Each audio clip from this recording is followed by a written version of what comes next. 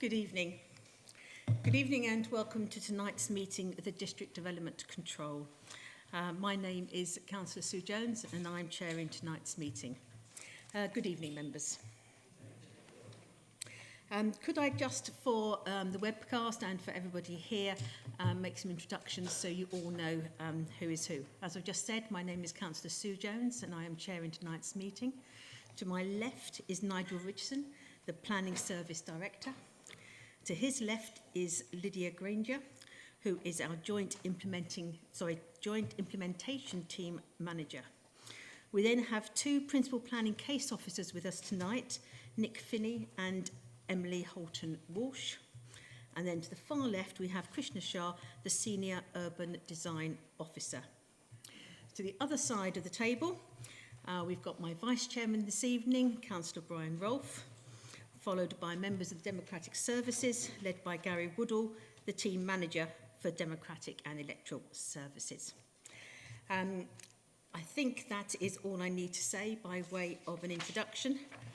I will be a voting chairman tonight. I understand that Gary Woodall has already given the advice to the public and speakers tonight's meeting, in which case we can go on to item 3, with item 1 even. Mom, a webcasting thing might be very useful. Sorry. Gary, could I get you to read the webcasting notice, please? Thank you, Chairman. I'd like to remind everyone present that this hybrid meeting will be broadcast live to the internet and will be capable of repeated viewing or other such use by third parties. Therefore, by participating in this meeting, you are consenting to being filmed and to the possible use of those images and sound recordings for webcasting and/or training purposes. If any public speakers do not wish to have their image captured, none of the public speakers are on Zoom, so we can ignore that bit. Please also be aware that if technical difficulties interrupt the meeting that cannot be overcome, the Chairman may need to adjourn the meeting. Thank you. Just to clarify, this meeting is a hybrid meeting in that we have Jackie Leather from Democratic Services on Zoom from beyond the council offices. We also have Councillor Chris Whitbread attending the meeting as a member of the council. I think that's all we've got actually on the Zoom at the moment. Okay, I think now I can turn to item 3, which is apologies for absence. Thank you, Chairman. We have apologies tonight from Councillors Kaufman and Heather. Thank you. And in that case, substitute members? Thank you, Chairman. We have Councillor Caroline Pond substituting for Councillor Kaufman tonight and Councillor Helen Kane substituting for Councillor Heather. Thank you. I'd just like to say welcome to Councillor Caroline Pond and Councillor Helen Kane, Chairman of Council, and thank you very much for substituting at tonight's meeting. Right, item 5. Members, are there any declarations of interest on any item? Councillor Chris Pond. Madam Chairman, I think I ought to declare that I know some of the people involved in this, in these applications, and I also know some of the objectors, but I don't think any of those acquaintanceships are sufficient to debar me from participating and voting in the meeting. Thank you. Councillor John Whitehouse. Thank you. Yes, I've got an interest in items 9 and 12 as a member of the Sports Centre. If that's non-pecuniary, and I shall stay in the meeting and vote on those items. I also have an interest in item 11 as a member of the Town Council, which owns land adjacent to the site, and as a resident who owns land very close proximity to the site, was a consultee for the application. The first isn't pecuniary, the second is pecuniary, and I'll therefore leave the chamber and not vote for item 11. Thank you. Councillor Williamson. I'm not sure if I need to declare it, but item 8 is obviously known to me and everybody else, but it is mentioned in the actual notice. Thank you. Thank you. Any other interest, members? Thank you. In that case, we can move on to item 6, which is the minutes from the previous meeting. Members, if you remember, that was a fairly quick meeting that we had earlier with 2 member applications. Any comments? Are we happy that I sign those, therefore, as a record of that meeting? Thank you, members.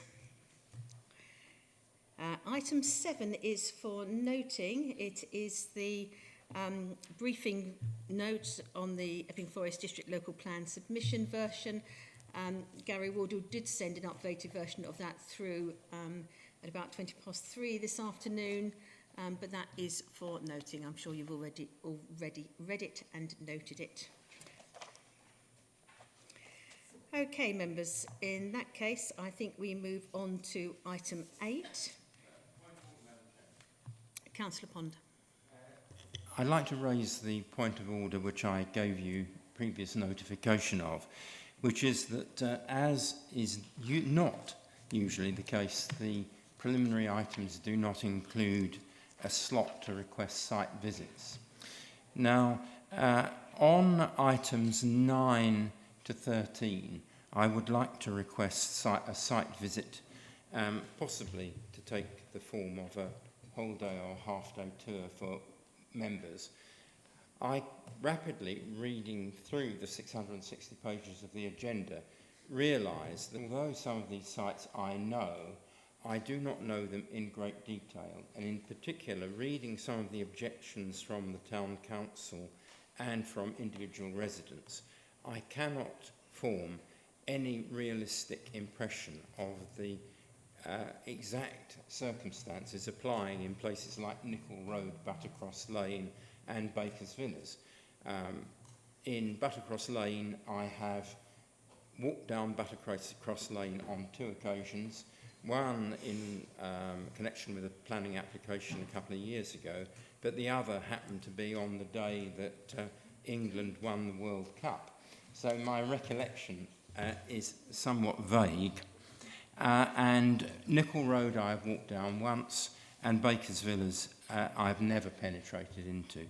So I feel that if I am going to give just consideration both to the application and the views of the objectors and the Town Council, I would really profit from a site visit. I do this not in any sense wanting to delay what's going on, nor to promulgate a particular point of view on any of the applications, but I really do think it would be necessary. So may I move for a site visit on those items? Right, can I just listen to any other members, and also if I could give the officers an opportunity to speak on that as well. Councillor John Whitehouse. Thanks, Chairman. Yes, it took me quite a long time to work my way through the reports for tonight's meeting. Much of the sites are accessible publicly and probably are known, but I think particularly in regard to numbers 10 and 13, I can't comment on number 11. The points of proximity to neighbours and residential community is very important. I mean, I note that Plans Sub East has recently had a site visit to a field and has agreed a site visit where there's a single extension with a single neighbour impacted. Indeed, the MC is going to be asked similarly to go and visit a site where a single neighbour is impacted, and that's reasonable because these things affect residents and can't be undone once they're agreed.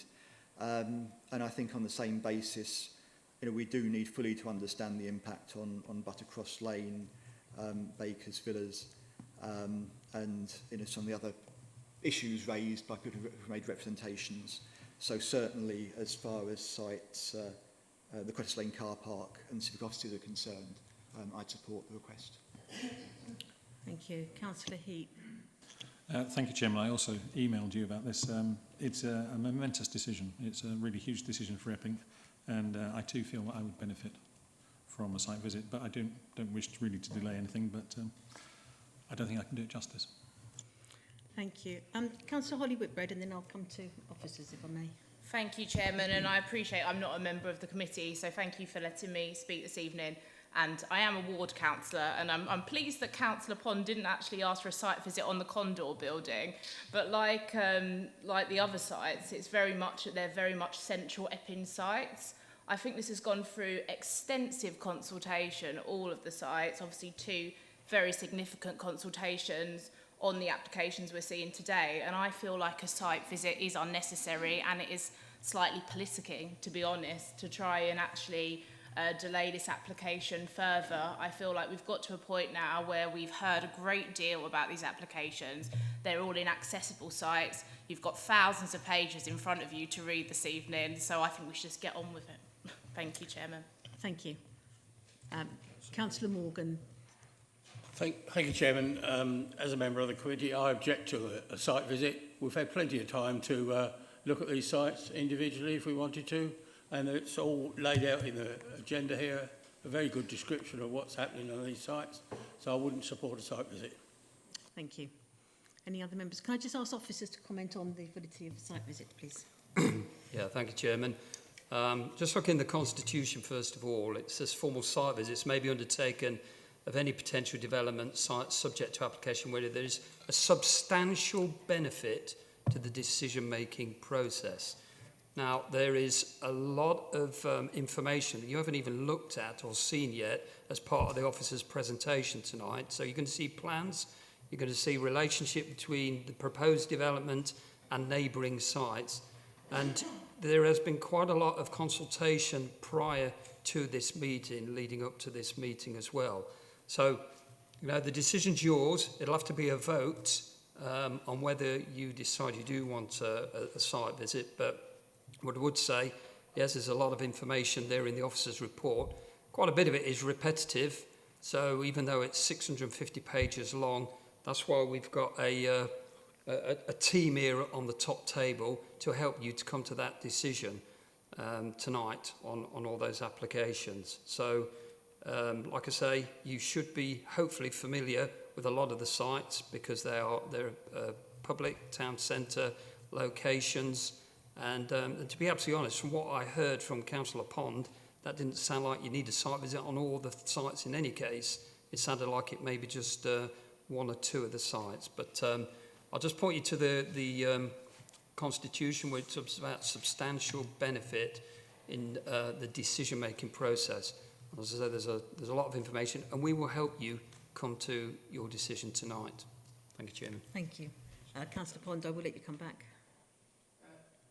Madam Chairman, in that case, if the officers think they can elucidate all these points and give substantial benefit to the committee, would you accept a motion for a site visit once the officer explanation has been given? That seems to me to be fair. And I take up Nigel Richardson's point. For instance, the St John's site is behind a high hoarding. There is no public view of that at the moment, and of the buildings on the site, some of which are discounted as of any heritage value in the report. Those I would want to see, and I would want to see preferably from the inside to see if there is heritage value to them. And I do not know one building from the other, and as far as I know, they are not marked on the maps. Thank you. I think as far as heritage value is, we do have to rely on the... Councillor Brady as well, please. Yes, can I just come in and say that 4 of the 5 sites are all public open spaces, car parks, etc. I do agree that one, which was the old school, but obviously I've been to the old school myself in the past with my children, and you can also get quite a good view from the town hall next door of the site. And I think that's perhaps a small reason to put everything to one side when we have done so much work for this. We've got everybody here tonight to give us all the information. So I think we should listen to what's said. And, you know, there are 4 big public open spaces that are car parks. You know, we've had all the time in the world, really, to look at these. Thank you. Lovely, thank you. Councillor Pond, back to you. Did you want to actually put a motion forward for a site visit? Madam Chairman, my motion is that site visits be arranged for any concerned member of the council to sites 9 to 13 on tonight's agenda. Have we got a seconder for that? Seconded by Councillor Heap. Members, all those in favour of a site visit to items 9 to 13, please show.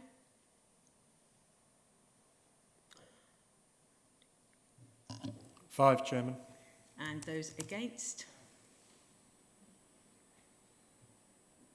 10, Chairman. Thank you. Right, thank you. That motion... Oh, sorry, were there any abstentions? I thought I'd had everybody. No.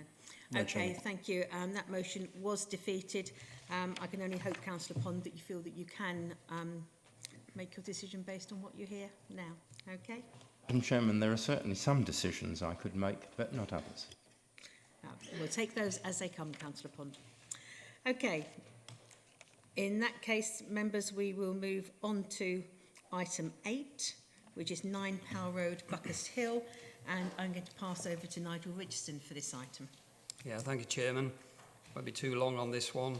Clearly, there's some bigger items on the agenda tonight, but we're asking you, members of District Development Management Committee, to ratify a decision to grant planning permission that was taken under delegated powers on the 28th of June. However, since then, it's come to light that the application is closely related to an Epping Forest District Councillor, and therefore the application should really have been referred to this meeting, this committee, for a decision. So the planning permission has been issued. So what we're going to do very quickly is just run you through this application. It's a very modest single-storey front extension to a garage, and to change that garage into a habitable room. So on the elevations you have there, the top two are the existing elevations, front and side, and bottom you can see on the right-hand side bottom, you can just see it at the left-hand side of that. If you compare it with the one above, the single-storey extension just projects out further at the front. Everything else is the same. The neighbour next door at number 7 has a similar projecting front extension, so the impact on that neighbour is minimal. There is also off-street car parking, and therefore, despite the garage being converted into a habitable room, there's still sufficient off-street car parking. So very, very modest, small extension, as I said, should really have been decided at this committee, but we're asking you to ratify the decision that we made and issued the planning permission of delegated powers. Just to be clear, on the application form, there is a box where you are required to tick if you're closely associated or you are a member. That box was ticked, but there was no further details in it. So, to be honest, there's a bit of error on both sides there. But planning permission granted, and the decision was subject to... sorry, I'm just bringing it back up to the recommendation now. Bear with me.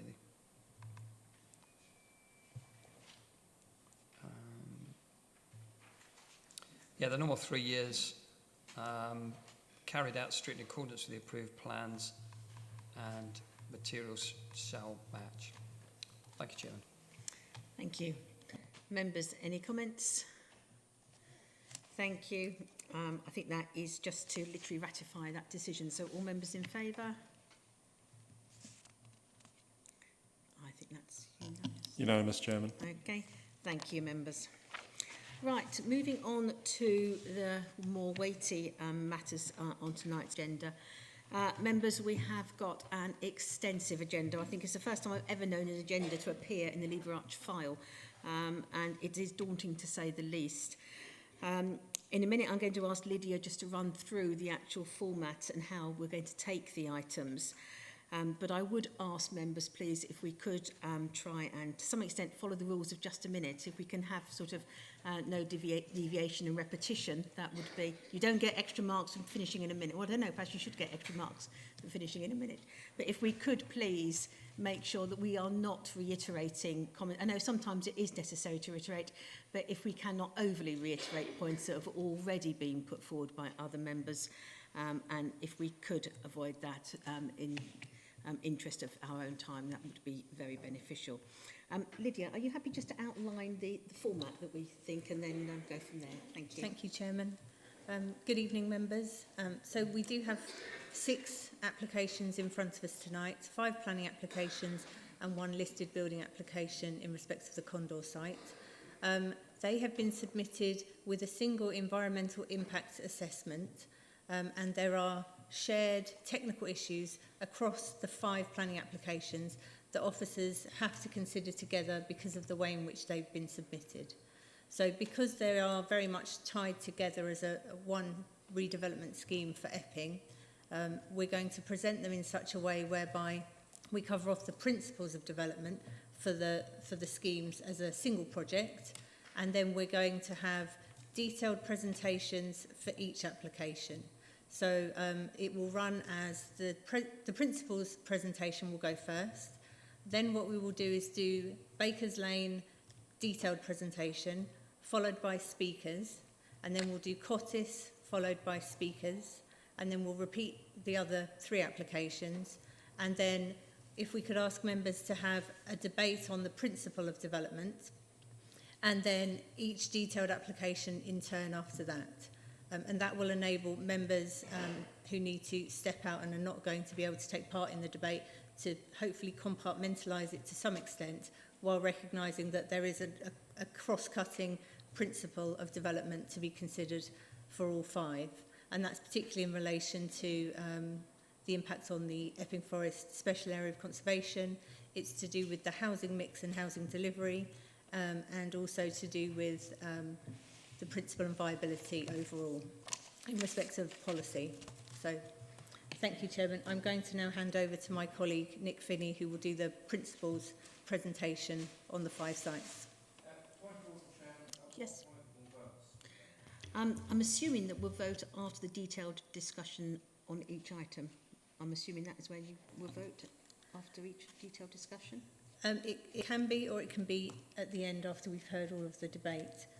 I think members would need to consider all 5 applications in terms of the principles and debate those together, because they can't be separated out. So I think my suggestion, if I could give one, would be to have the principles debate on the applications, and then debate each application in turn. Yes. And it would be up to you, Chairman, whether or not you vote after each of those discussions or save all the voting till the end. How do members feel in terms of when... I'm just wondering, having said that the vote would be after each detailed discussion, I'm just wondering if other things will turn up during discussions on the other applications that might be important. So I'm quite happy to take the voting all at the end, if that would be more appropriate. Councillor Heap? If we vote at the end, is that saying that they all go through or they don't go through, they all stand and fall with each other? I think they're all their own application, but by their very nature, they are all intrinsically linked in many ways. In that case, we should do it individually. Yeah? No, I'm happy to go with I think we'll take a vote individually after each detailed discussion. Thank you, Chairman. Okay. Thank you, members. I'm going to hand over to Nick Finney, Principal Planner, who will run you through the principal section.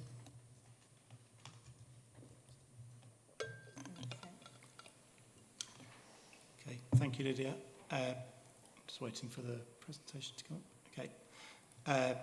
So, as Lydia described, the agenda is to run through the principle of development first, then each of the 5 sites applications, which are the Bakers Lane car park, the Cottis Lane car park, the St John's Road site, the existing Epping Sports Centre at Hemnall Street, and then the Civic Offices condo building and car park, which also includes a listed building consent related to the alterations to the listed Civic Centre. Just as a quick introduction, all 5 applications have been submitted by Qualis Commercial Limited, which is part of the Qualis Group, which is a wholly owned company of Epping Forest District Council. The sites have either been transferred to Qualis from the council ownership or are in the process of being transferred. The exception to that is Bakers Lane, which is going to continue to be held by the council on an ongoing basis, although Qualis have managed the planning application and development proposal process on behalf of the council.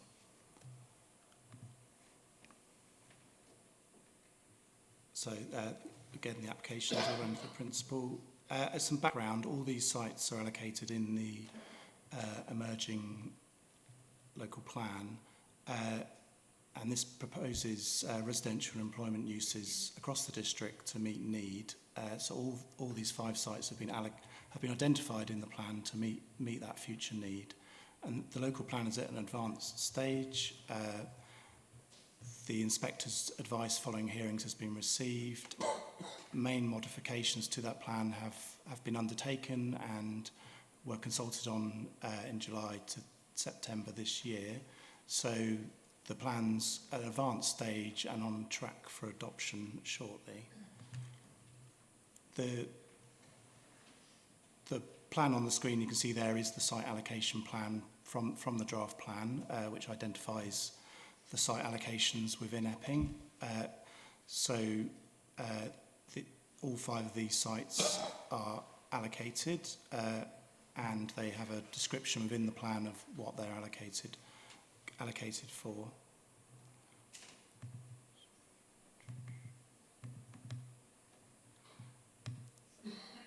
So and this was based on a site selection process which happened back at the start of the local plan drafting process, 2016-17. And the allocations are that for the St John's Road site, this is allocated for a mixed-use development inclusive of residential. The remaining 4 sites, Epping Sports Centre, Cottis Lane Car Park, Bakers Lane Car Park and the Civic Office site were all allocated for residential development.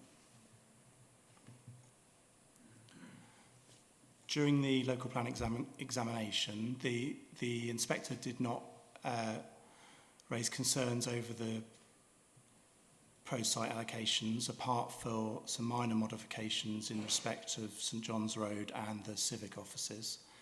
The modification to St John's Road site was to make explicit that the site was proposed for a replacement leisure centre, and that was on the basis that the existing Epping Leisure Centre was allocated for residential use, and that would only be an acceptable proposal if there was an alternative replacement site. So the plan was amended at that time to make it clear that the St John's Road site would be where a leisure centre could be accommodated. And then at the civic offices sites, there was minor amendments just to recognise the setting of the existing listed building. So, and the other 3 sites had no modifications proposed. So on this basis, there's no in principle objection to those site allocations, and therefore we give them significant weight in the planning balance as site allocations. I'll just quickly run through a comparison of what the sites are allocated for versus what is now proposed in the applications before you. So at Bakers Lane Car Park, the site was allocated for an approximate capacity of 47 dwellings, and that site was to be treated as a partner site to Cottis Lane. And between those 2 sites, there is a requirement for no net loss of public car parking capacity. But the policy provided flexibility for where that parking capacity could be provided, so it could all be re-provided on one or other of those sites, and the residential allocation could be provided on one or other of those sites. So if residential was provided only on one site, it would be 78 dwellings, or alternatively it's 47 dwellings on Bakers Lane and 31 dwellings on Cottis Lane. That compares to what is proposed now. So on Bakers Lane, we have a proposed leisure centre, which comprises a 6-lane swimming pool, fitness suite, studio, sports hall and squash courts.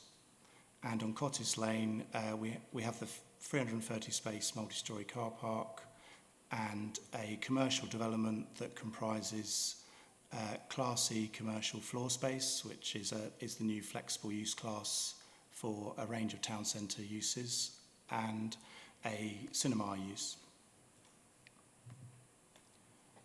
Continuing on to the other 3 sites, the land at St John's Road was allocated for a mixed-use development, including residential, This had an allocated residential capacity of only 34 dwellings, and that was on the basis that the site was envisioned to be a more commercial mixed-use development and accommodate the relocated leisure centre. What's proposed now is a residential-only development, which comprises 113 one-bed flats, 62 two-bed flats, 7 three-bed flats, and 2 existing cottages on the site, which will be refurbished. The Epping Sports Centre site at Hemnall Street, that was allocated for residential with a capacity of 42 dwellings. What's proposed now is a residential development of 40 dwellings. And that comprises 13 one-bed flats, 12 two-bed flats, 4 three-bed flats, and 11 three-bed houses. Finally, at the Land at Civic offices, this was allocated for residential development of approximately 44 units. What's proposed now is 45 dwellings, comprising of 7 one-bed flats, 17 two-bed flats, 1 two-bed house, 5 three-bed flats, 13 three-bed houses, and 2 four-bed houses. So, as I've explained, 3 of the sites are not in compliance with the site allocation in the draft plan.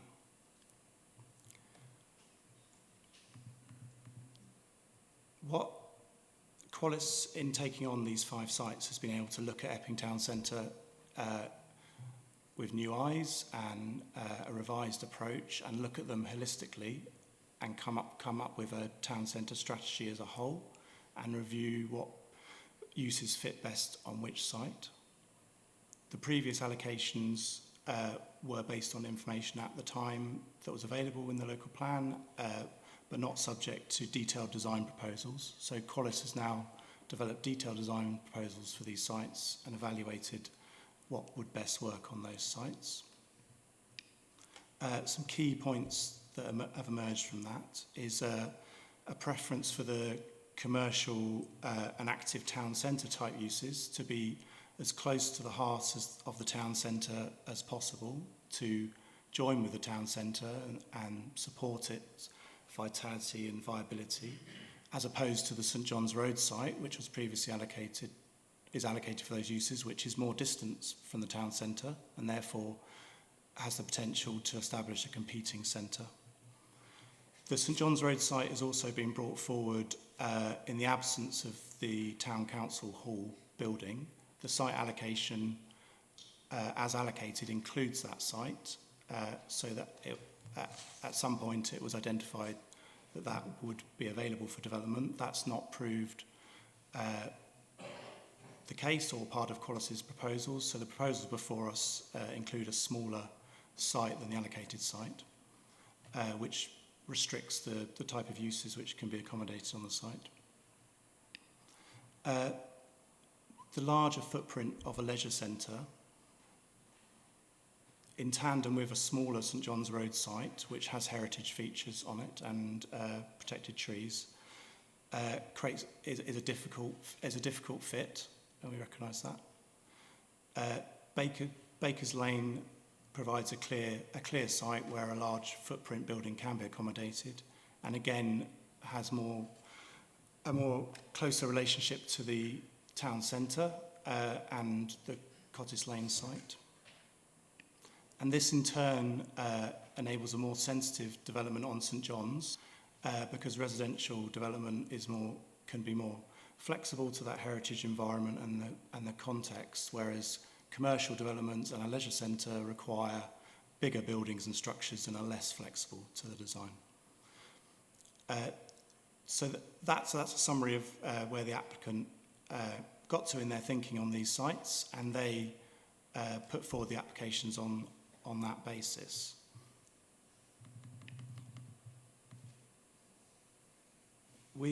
As the local planning authority, we've considered that in the round, and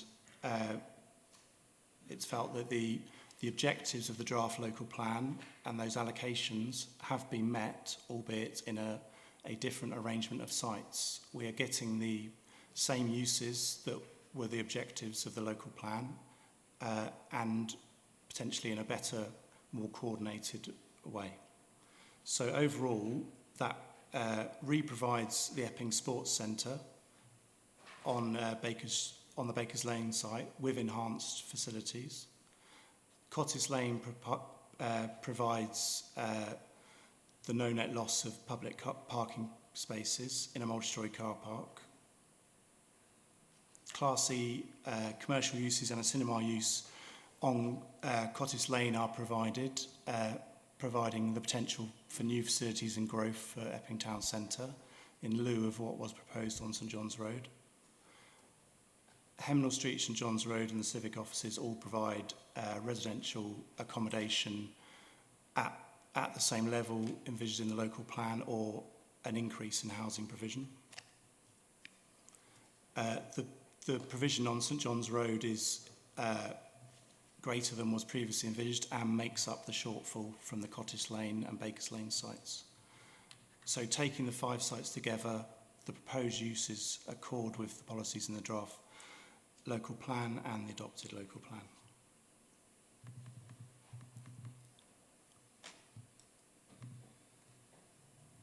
So habitat regulation assessment.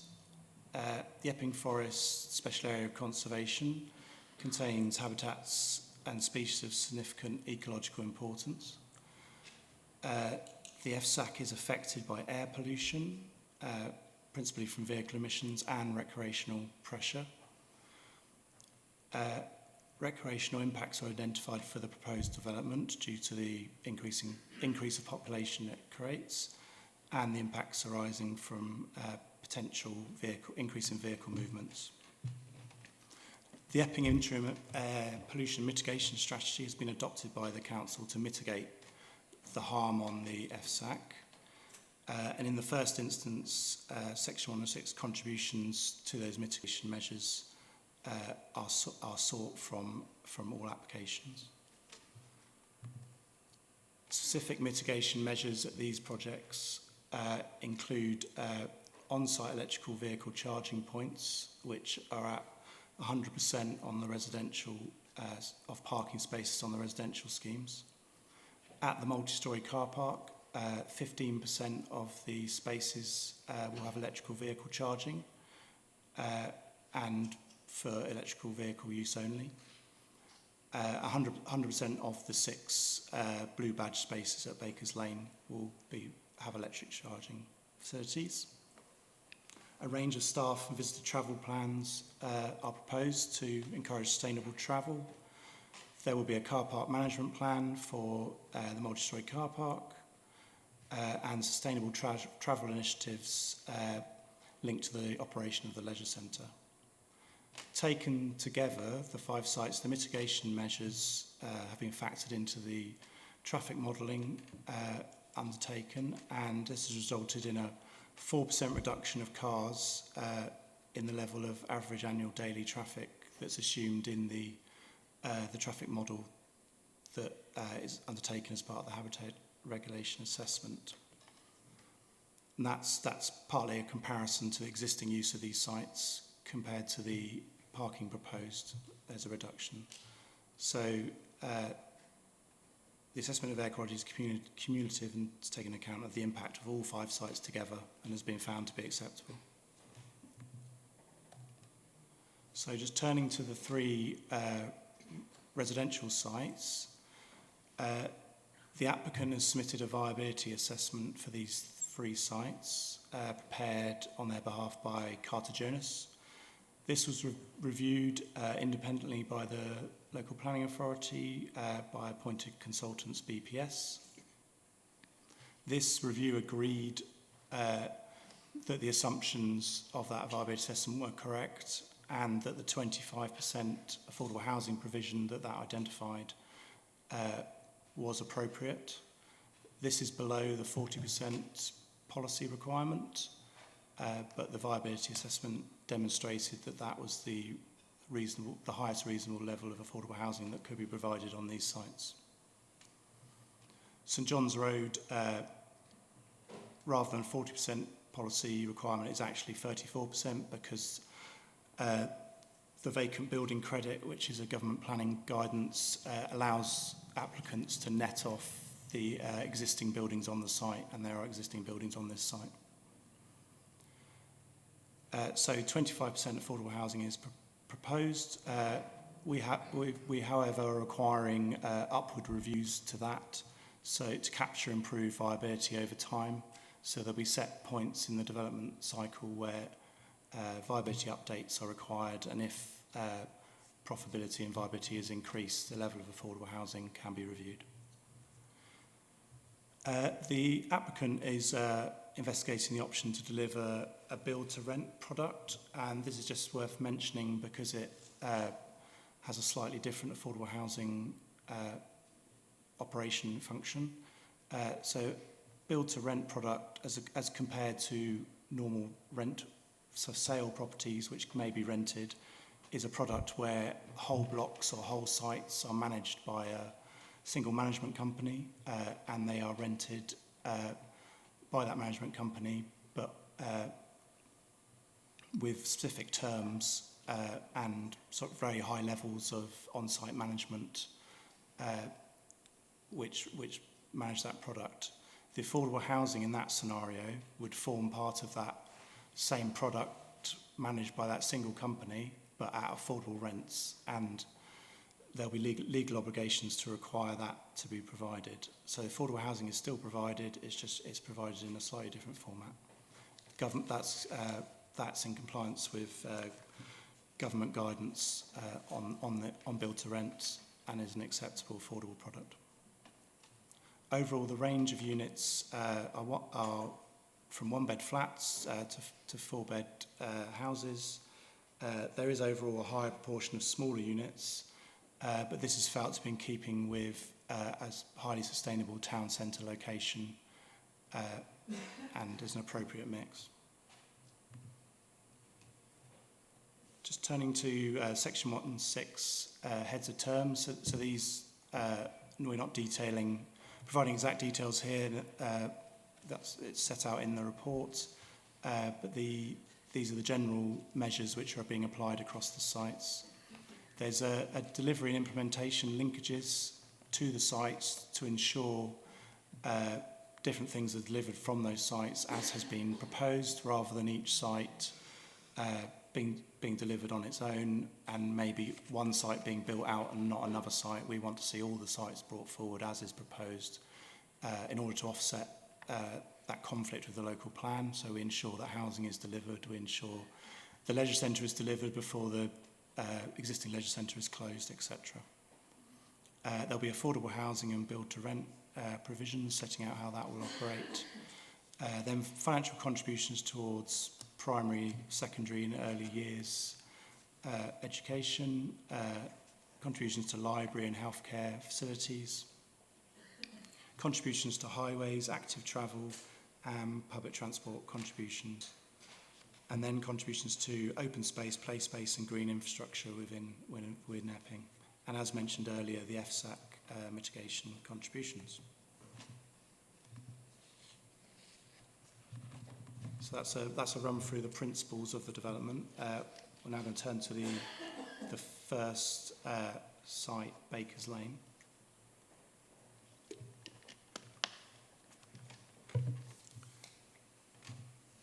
Next slide. Just to recap, that's site 3 on that drawing. It's existing Bakers Lane car park, which is a open public car park. So that's the site plan showing the red line boundary. So we've got the Bakers Lane to the south of the site, St John's Road to the west, and then the northern and eastern edge of the site has had a landscaped edge, which is not currently used for parking.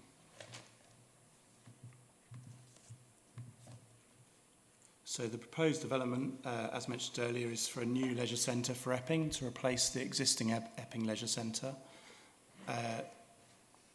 This building incorporates a 6-lane swimming pool, fitness suite, studios, sports hall and squash courts.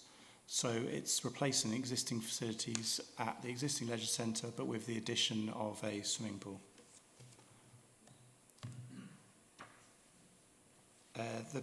The designs for this proposal were subject to the quality review panel review process and extensive pre-app.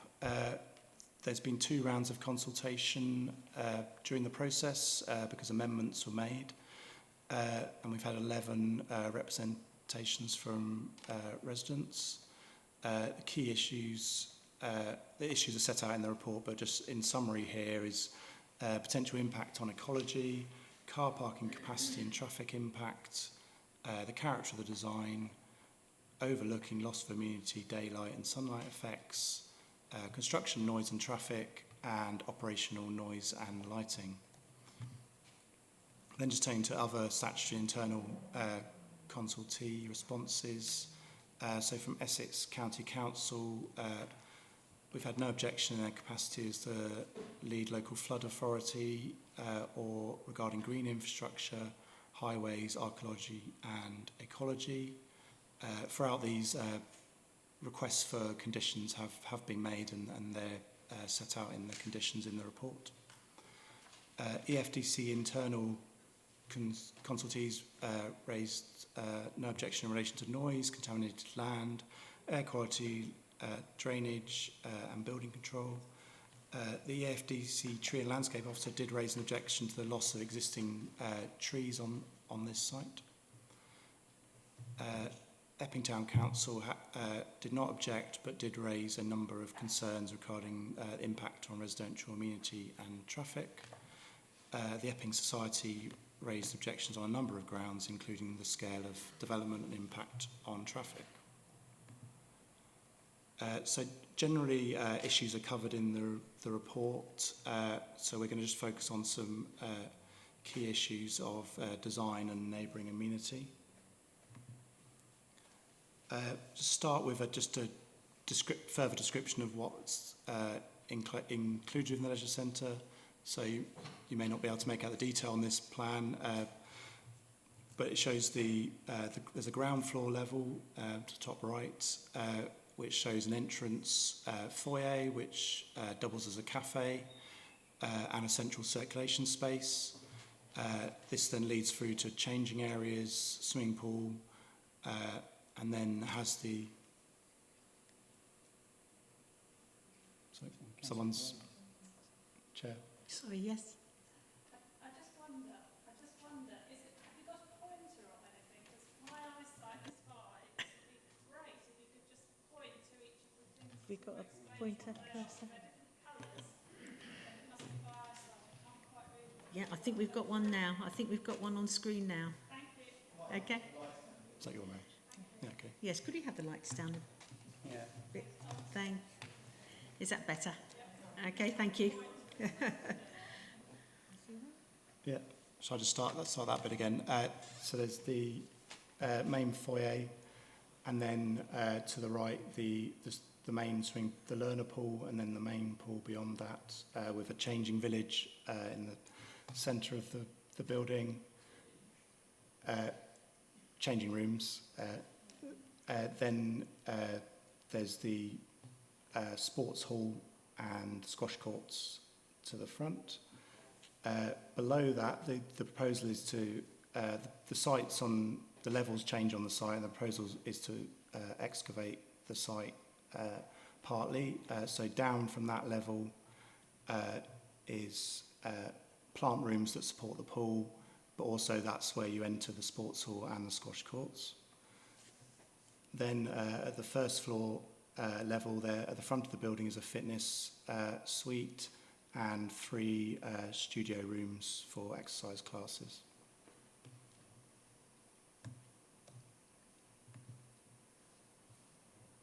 Okay, so these are the to the elevations of the east elevation of the building, which is running down, at the top is running down the hill of Baker's Lane as it heads north. So you can see the level changes on the site, with the main entrances at the higher end of that hill, which provides direct access into the town centre. The other elevation is as would be viewed from the rear of the properties on St John's Road.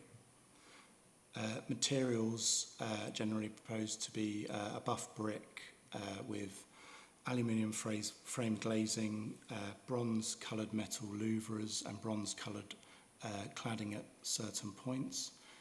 There's also proposed to be a green roof across the building, which you can see on the elevation there. Okay, so in the north elevation, which is basically the back surface servicing side of the building, and then the south elevation, which is the main frontage onto Baker's Lane, which shows the main entrance with views into the foyer and views into the fitness suite and oblique views into the swimming pool. That's a visualisation of the front of the building as you're approaching it from Cottis Lane from the town centre. You can see the main entrance where all the people are gathered. It's a drawing just to illustrate the extent of green roofs and solar panels on the building.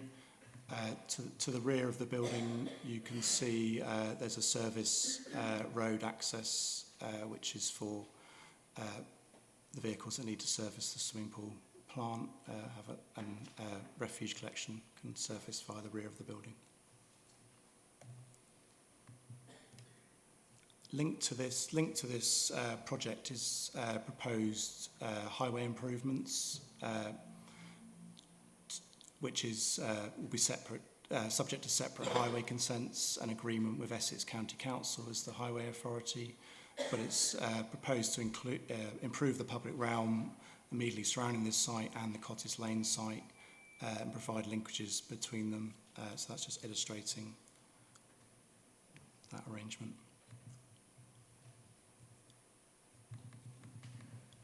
So just touch on neighbouring amenity. So this drawing illustrates the neighbouring residential properties which were assessed by the applicant's daylight, sunlight and overshadowing report. This found there to be very limited impact on the properties on St John's Road. The leisure centre, as it joins the rear of their gardens, is a lower point. It's the sports hall element, which starts at a below ground level and then raises up. The highest point of the leisure centre is in the centre, so it's set away from that boundary. The farmhouse to the east is part of the Baker's Villas.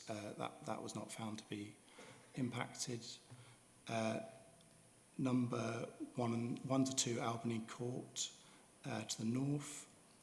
The principal impact identified there was to the windows on the side elevation of 1 Albany Court, which are not to main habitable rooms. I believe the windows to a stairwell and a secondary window to another room. So the overall assessment was found to be acceptable, and officers agree with those findings. The service road at the rear of the leisure centre provides a distance offset between the building and those properties.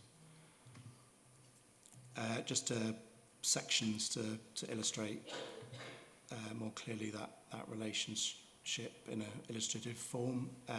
So section AA at the top shows Kestrel House, which is the current office development just to the south of the site. Then we run through the proposed leisure centre, then past the service yard and to the Albany Court dwellings. And then section BB shows the section through the building and how the building drops down to the sports hall element and then a landscape buffer then to the site boundary with the St John's Road residences. Okay, just turn to sustainability. The applicants proposed a package of sustainability measures, which includes reducing carbon emissions throughout the fabric of the building, including significant reductions in the CO2 emissions as compared to Building Regulations Part L. There are on-site renewable energy measures, providing heating, hot water and cooling. As a commercial building, they're targeting BREEAM Excellent, and the pre-assessment submitted shows that they are on track to do so.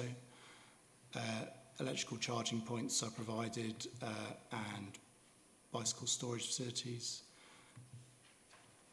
So, in conclusion, the proposals are felt to integrate satisfactory of the surrounding townscape in terms of scale, massing and overall design. The proposal will support the vitality and viability of the town centre and provide enhanced leisure facilities for the community. The proposal would have an acceptable impact on the living conditions of neighbouring properties in terms of light, privacy and outlook. The sustainability aspects of the proposal are in compliance with policy, and overall the proposal is compliant with the requirements of the development plan and the local plan submission version. Thank you. Thank you. We have got one speaker on this item, the applicant on behalf of Qualis Commercial, Simon Rutter. Good evening. Evening, thank you, Chair. Good evening, councillors. My name is Simon Rutter and I'm the Managing Director of Qualis Commercial, the development company that was formed and owned by Epping Forest District Council, the purpose of which is to transform the council's property assets, deliver high-quality homes, drive regeneration across the district, creating jobs, economic growth and better public amenities. Tonight's an important step, an early milestone in delivering that aspiration, and I would like to thank you for the opportunity to present the first of the 5 linked applications on the agenda this evening. These applications are the conclusion of almost 2 years' hard work by an experienced professional team with extensive support from many others on the council and in the community, including many councillors. They have been subject to much scrutiny through their journey to this committee. Through extensive public consultation, with over 10,500 visitors to our website, with over 2,200 contributions and 4 quality review panels, these schemes have evolved and developed into the schemes that you see before you tonight. The relocation of the leisure centre to Bakers Lane came from this consultation exercise. No other developer would have responded to feedback in such a positive way by offering so much back to the local community.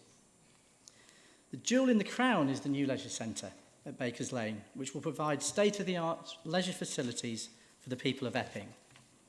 In addition to a new swimming pool, the scheme includes a gym, sports hall and 2 squash courts, the latter 2 added following the consultation exercise. What a fantastic addition to the town.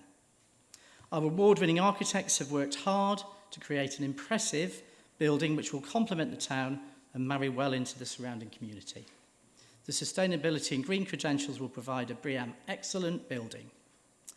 The new leisure centre is a key part of the town centre jigsaw, if I can call it that, which sees each application dependent on the other, so in simple terms, your approval is needed for all 5 applications to make the picture complete.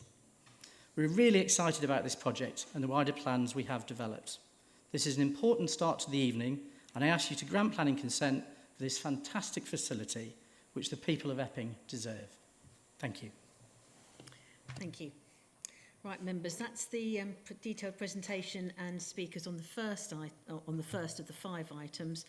So we're now going to go on to the detailed presentation on the second item, which is the Cottis Lane car park. Sorry, is that right? Thank you. Okay, thanks, Nick.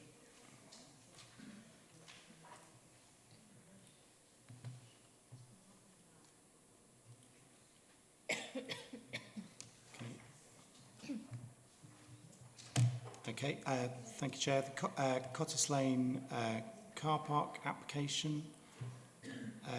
To recap, that's number 4 on the plan on the screen, which is the existing Cottis Lane public car park to the rear of Marks and Spencer's.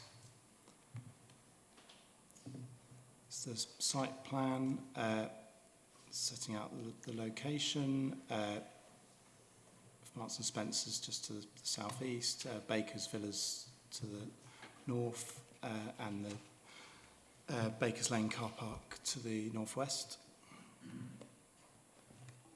So this proposed development is for a 330 space multi-storey car park plus a replacement public toilet, because there's an existing public toilet on the site.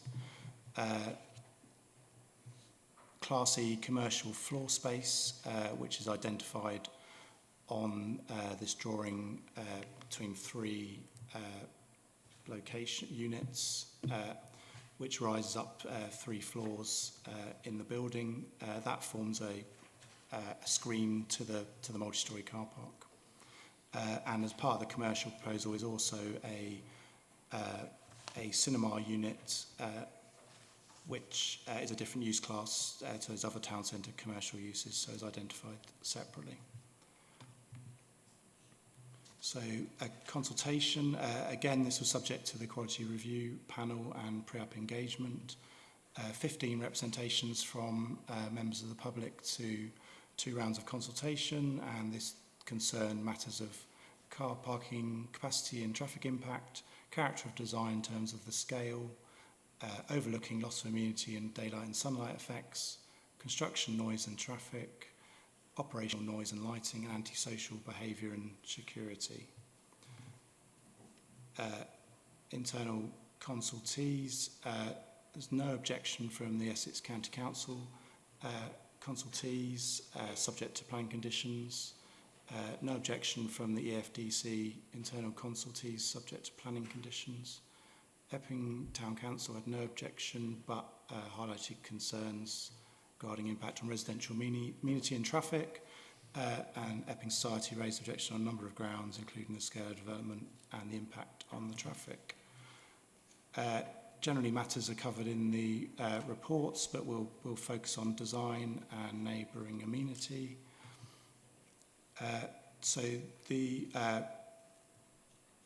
car park includes a number of split-level parking decks. It's a typical multi-storey car park. Entry is directly off Cottis Lane, and then pedestrian exit from the car park is onto a new area of public realm, which the applicant has named Cottis Yard.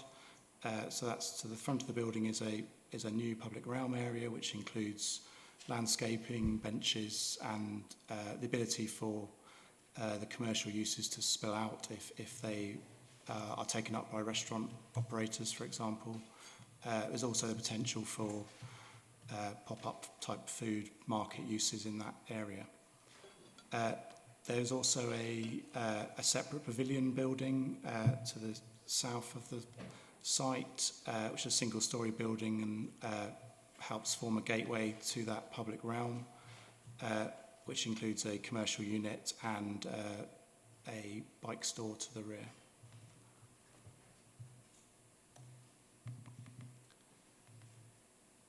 So just looking at that in context to the Baker's Lane proposal, as I mentioned previously, there's a proposal to enhance the public realm between the 2 sites and enable that connectivity from the leisure centre through the new Cottis Yard public realm and on to the town centre through the existing public footpath adjacent to the side of Marks and Spencer's.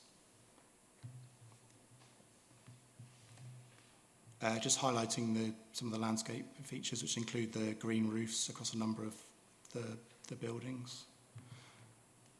Looking at the east and west elevation of the buildings, the commercial building elements consist of a patterned brickwork and a grey buff brickwork with black. And the car park elements is slightly different design with a black metal cladding battens. And you can see that the contrast in the building elements there on the elevation.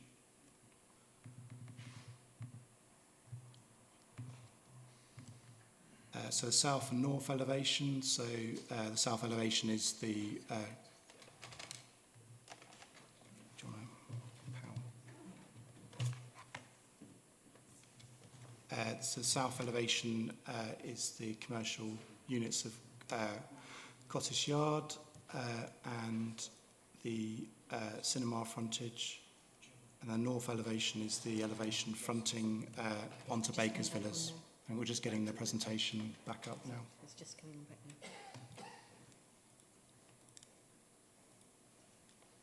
Can we just pause when that comes back up? Members, we're just pausing while the presentation comes back up. Sorry, the battery failed. We'll be back up within seconds.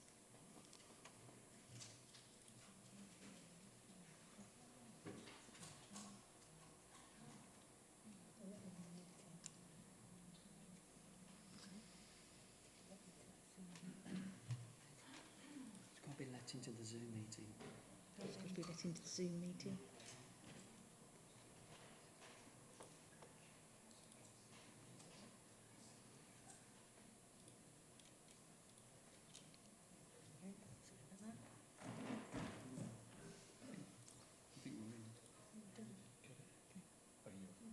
Lovely. I think we're there. Thanks, Steve. I think we're back. Okay, we're back. Thank you. Sorry, members.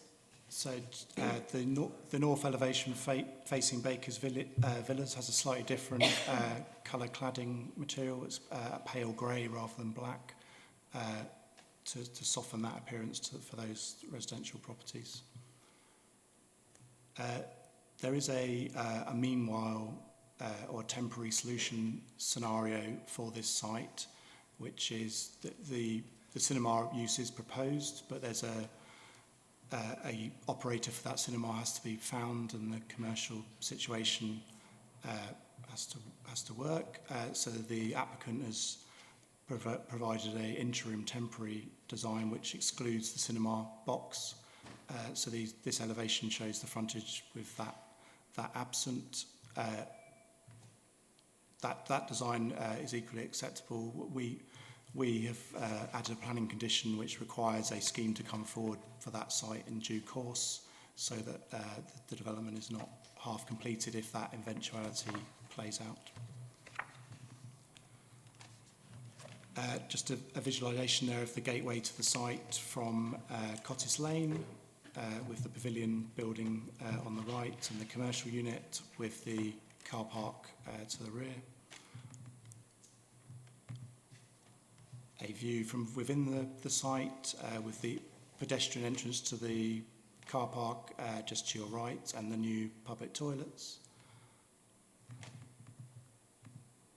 And then a view of the multi-storey car park as you approach it from Cottis Lane. So neighbouring amenity, the applicant's daylight sunlight overshadowing report looked at the affected properties, which are Baker's Villas to the north and 3 to 5A Buttercross Lane to the east. The properties on Buttercross Lane were found to have acceptable impact given the distance from the building. And it's noted the cinema element on that boundary steps down in height. The Mill House, which is the building immediately to the north of the site, does have impacts on the ground floor windows of those residential units. Overall, this is felt to be an acceptable level of impact. The boundary is existingly heavy.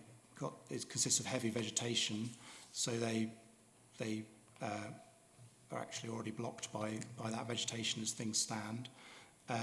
But the building will have some impact. The applicant has amended the scheme during determination to further set back the roof level of the building and there's a rear service yard access which provides a set-off from those properties.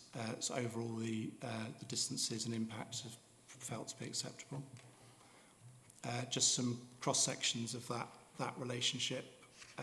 So we've got Marks and Spencer's on the left side of that section BB, then we run through the new public realm, through the car park, and then an offset and landscaping strip, and then the Millhouse property. And then the bottom section shows the relationship to the right with the Buscross Lane properties, which have a quite substantial offset from the development. Just quickly touch on sustainability. Similar measures to mentioned on the previous project. Solar PVs are providing energy on site. An air source heat pump is proposed to provide heating and hot water and cooling to the commercial units. And again, the applicant's targeting BREEAM excellent. So in conclusion, the proposal would integrate satisfactorily with the surrounding townscape in terms of scale, massing and overall design. The proposal will support the vitality and viability of the town centre. The proposal will have an acceptable impact on the living conditions of neighbouring properties in terms of light, privacy and outlook. In terms of transport, there's cycle parking proposed and extensive measures to promote electrical vehicles. The sustainability aspects are in compliance with policy, and overall the proposal is compliant with the requirements of the development plan and the draft local plan. Thank you. Members, we have two speakers on this particular item. The first speaker is Graham Foy, an objector. Good evening.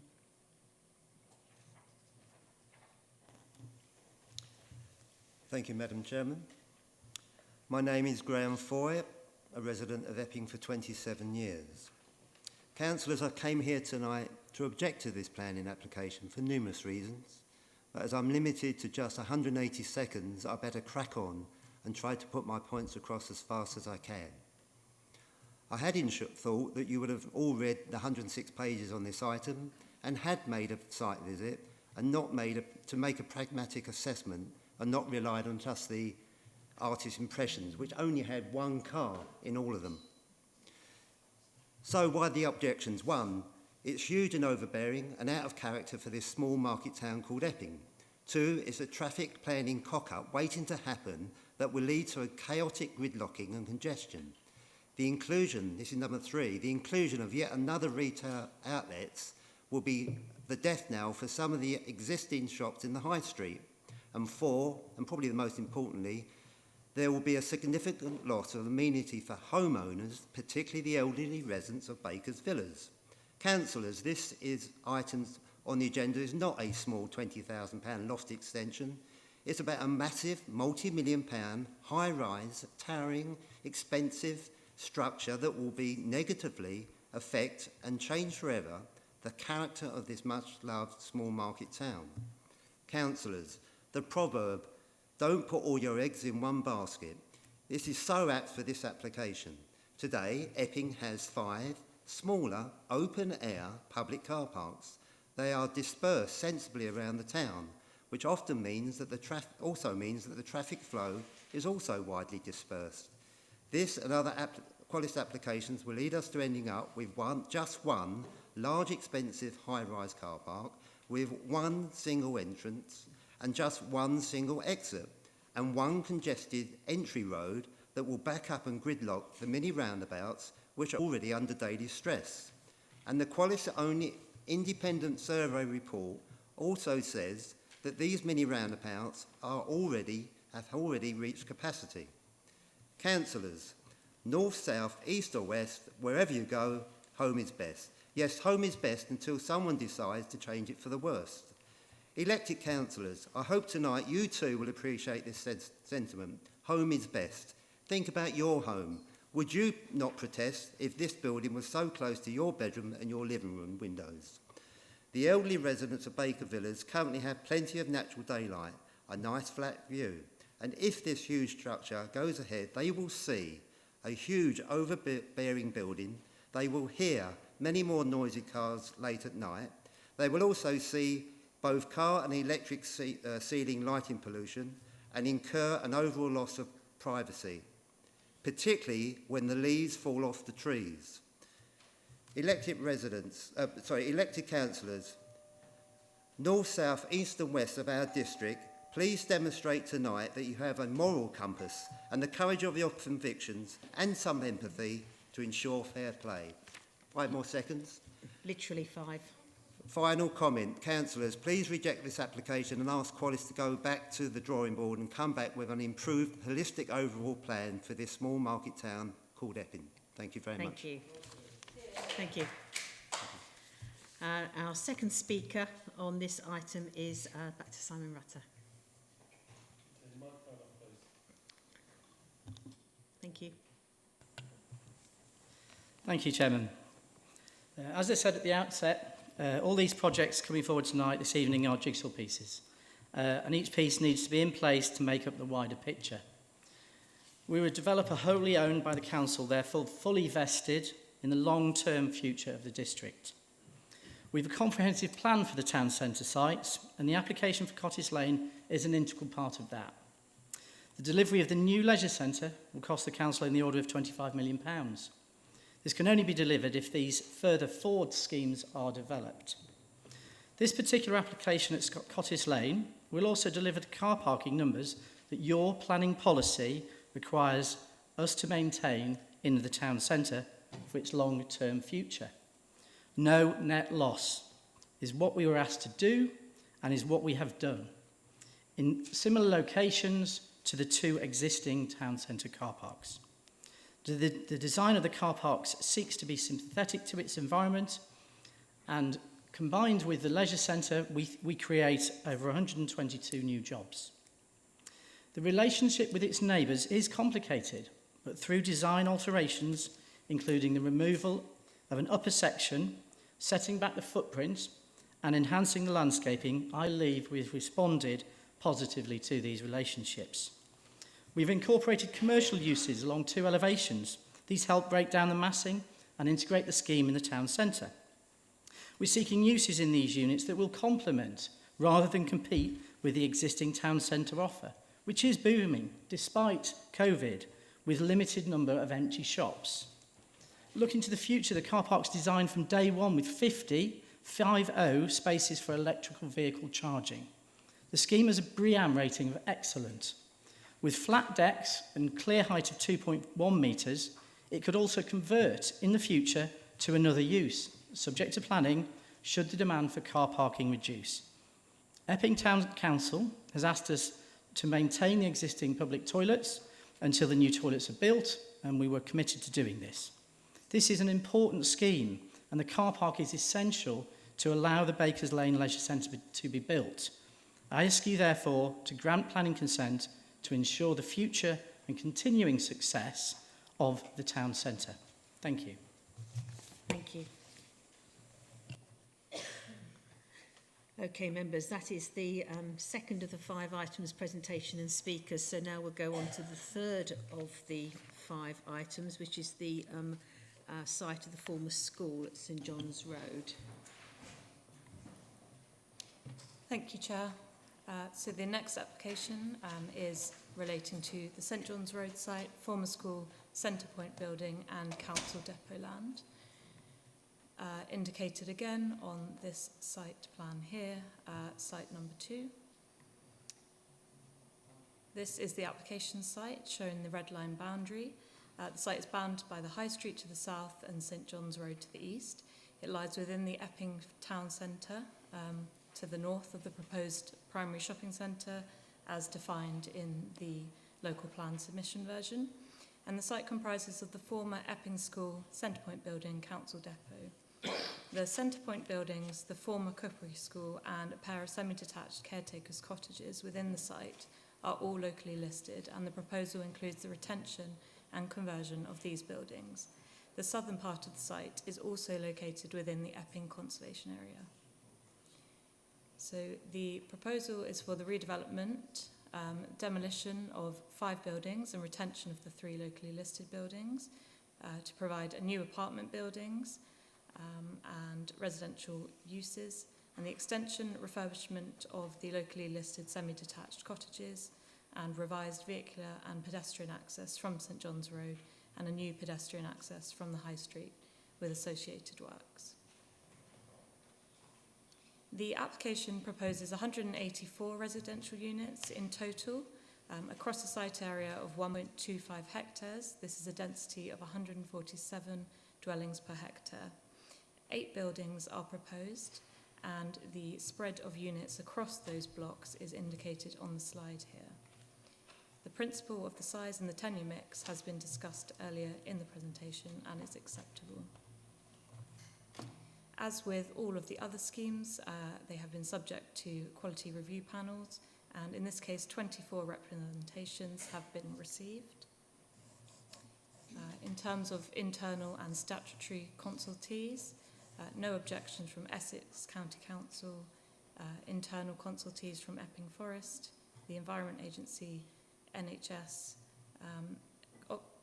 Objections were raised by the Conservation and Design team, and these are dealt with later in the presentation. Epping Town Council raised objection based on the size, layout, design, over predominance of 1 and 2 bed units, a lack of non-residential uses and the green infrastructure. Epping Society also raised similar objections, and the Ancient Monuments Society raised objections relating to the conservation area. So all issues are dealt with in detail within the reports, including flood risks, contamination, archaeology, ecology and infrastructure requirements. The most pertinent issues in this case are design, impact on heritage, impact on neighbouring amenity, parking and sustainability. So looking first at design and heritage, we'll take a look at Block A first, which is it's cited as indicated in the site plan there, and it consists of the Centre Point building, which is the locally listed building. The existing rear extension on the Centre Point building is to be removed and replaced with a new infill extension, and there will be 11 units housed within Block A, which will be 2 to 3 stories in height.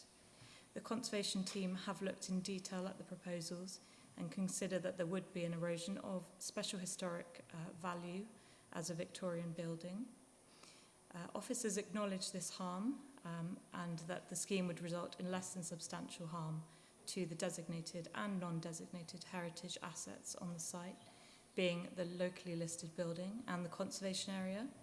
However, in accordance with the MPPF, we are required to weigh up the public benefits resulting from the scheme and have deemed that these outweigh the harm identified. The proposals include the conversion and reuse of non-designated heritage assets, which have sat vacant for a significant length of time. Their original use as civic buildings is acknowledged, but the buildings are now surplus to operational requirements. Their reuse as civic buildings would not be a viable long-term use. Accordingly, the proposed use of the building for residential uses would be a long-term viable use and would allow the buildings to be brought back into active use and maintained accordingly. This slide shows the view up from within the site, looking at the rear of Block A with the new extension in the centre of the building. Turning to Block B now, which is located further north in the site. Block B contains 47 units and is a 4-storey massing in the centre with 3-storey wings either side. Block B is linked to the locally listed Cookery Centre building, which is to be retained and converted to house amenity uses serving the new development. A lightweight glazed link building is proposed to join the 2 buildings.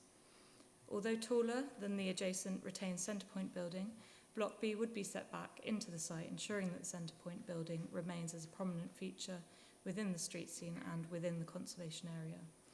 Block B has been rationalised and the roof simplified to create a legible building form and a coherent street scene.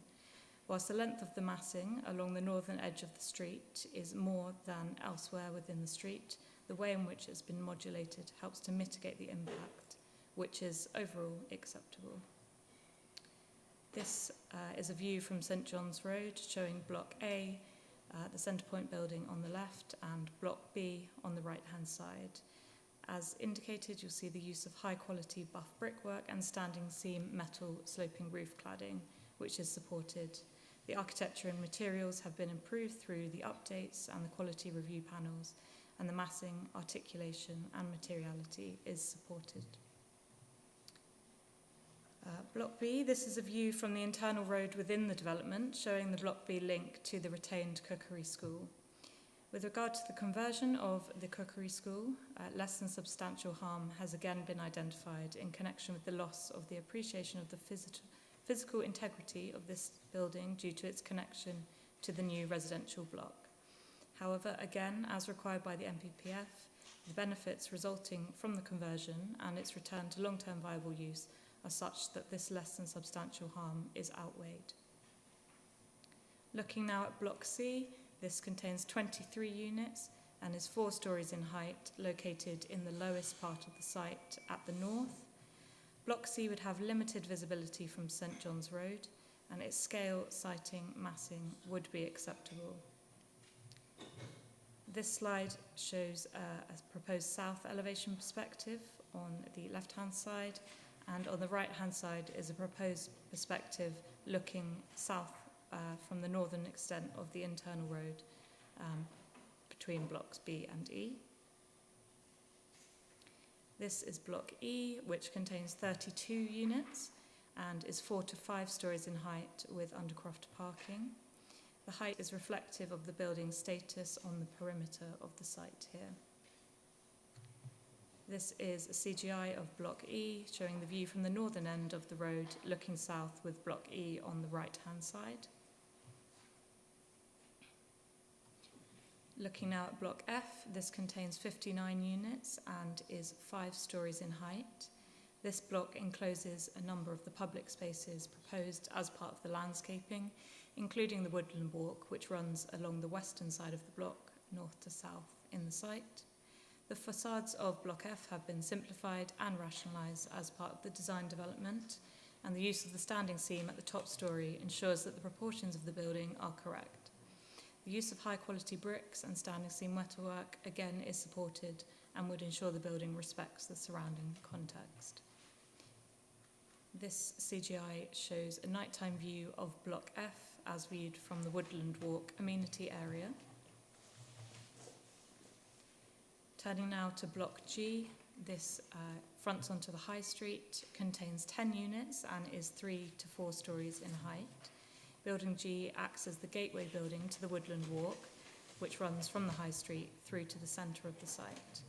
The height of Block G would respect the scale of the 3-storey buildings located either side on the High Street, and the setback from the street ensures that the building sits comfortably within the street seam and the conservation area. This is a CGI of the front of Block G. Turning now to Block H, this is the extension and refurbishment of the 2 locally listed semi-detached caretakers' cottages and will provide 2 refurbished dwellings. The conservation team consider that there is an erosion of the special historic value of the buildings through the replacement of the existing timber doors and windows. Again, paragraph 203 of the MPPF requires a weighing up of the impact of the significance of the non-designated heritage asset, and in weighing up that, officers have deemed that the benefits resulting from securing the long-term viable use for these buildings and the contribution to the borough's housing supply outweigh the identified harm. This is a CGI showing the rear of Block F across the amenity area. In terms of landscaping, the siting of the buildings and the layout of the internal streets allows sufficient room for landscaping surrounding the buildings and incorporates a variety of green and open spaces, including the woodland path, amenity grassland and new orchard areas. The orchard is a positive and historically contextual concept for this site.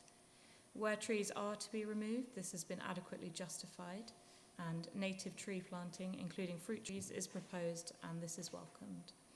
The scheme includes the provision of high quality and varied play space in accessible and attractive locations throughout the site. So overall, looking at design and heritage, the scale and massing strategy is acceptable. The proposed building materials would be of a high quality nature and have an acceptable impact in terms of townscape. The landscaping is sufficient to soften the visual impact of the buildings and provide residents with a good quality of external amenity. The less than substantial harm to the designated and non-designated heritage assets is acknowledged. However, as required, the significant level of benefit arising from the reuse of the buildings in terms of the long-term viability and future and the contribution to the housing supply outweighs the less than substantial harm which has been identified. Therefore, subject to conditions, the impact on heritage assets is also acceptable. The design quality has been considered throughout the evolution and assessment of the scheme, including by the design review panel, and the designs are considered to be acceptable. Turning now to neighbouring amenity. This site plan shows the site in context. The site is bound by Bodley Close to the north, Crows Road to the west, and High Street to the south. The application was accompanied by a daylight sunlight overshadowing report, and the majority of properties surrounding the site will not experience a detrimental loss of sunlight or daylight as a result of the proposals. Those most affected by the scheme are 13 to 16 Bodley Close, indicated by the blue circle to the north, and 127 High Street, located to the south. In terms of the Bodley property, the daylight, 25% of 12 windows would meet the BRE recommendations. Those that do not experience minor deviations from the BRE recommendations, and all rooms would retain a direct view of the sky well in excess of 80%. In terms of sunlight to these properties as well, all of the rooms will retain very high levels of sunlight. The flats in the northern quarter of Block C, closest to 13 Bodley, have the same internal layout, with a bedroom sited to the northern corner. The bedroom benefits from 2 windows, one of which faces 13 Bodley Close, so it's reasonable that one of these windows be subject to an obscure glazing condition.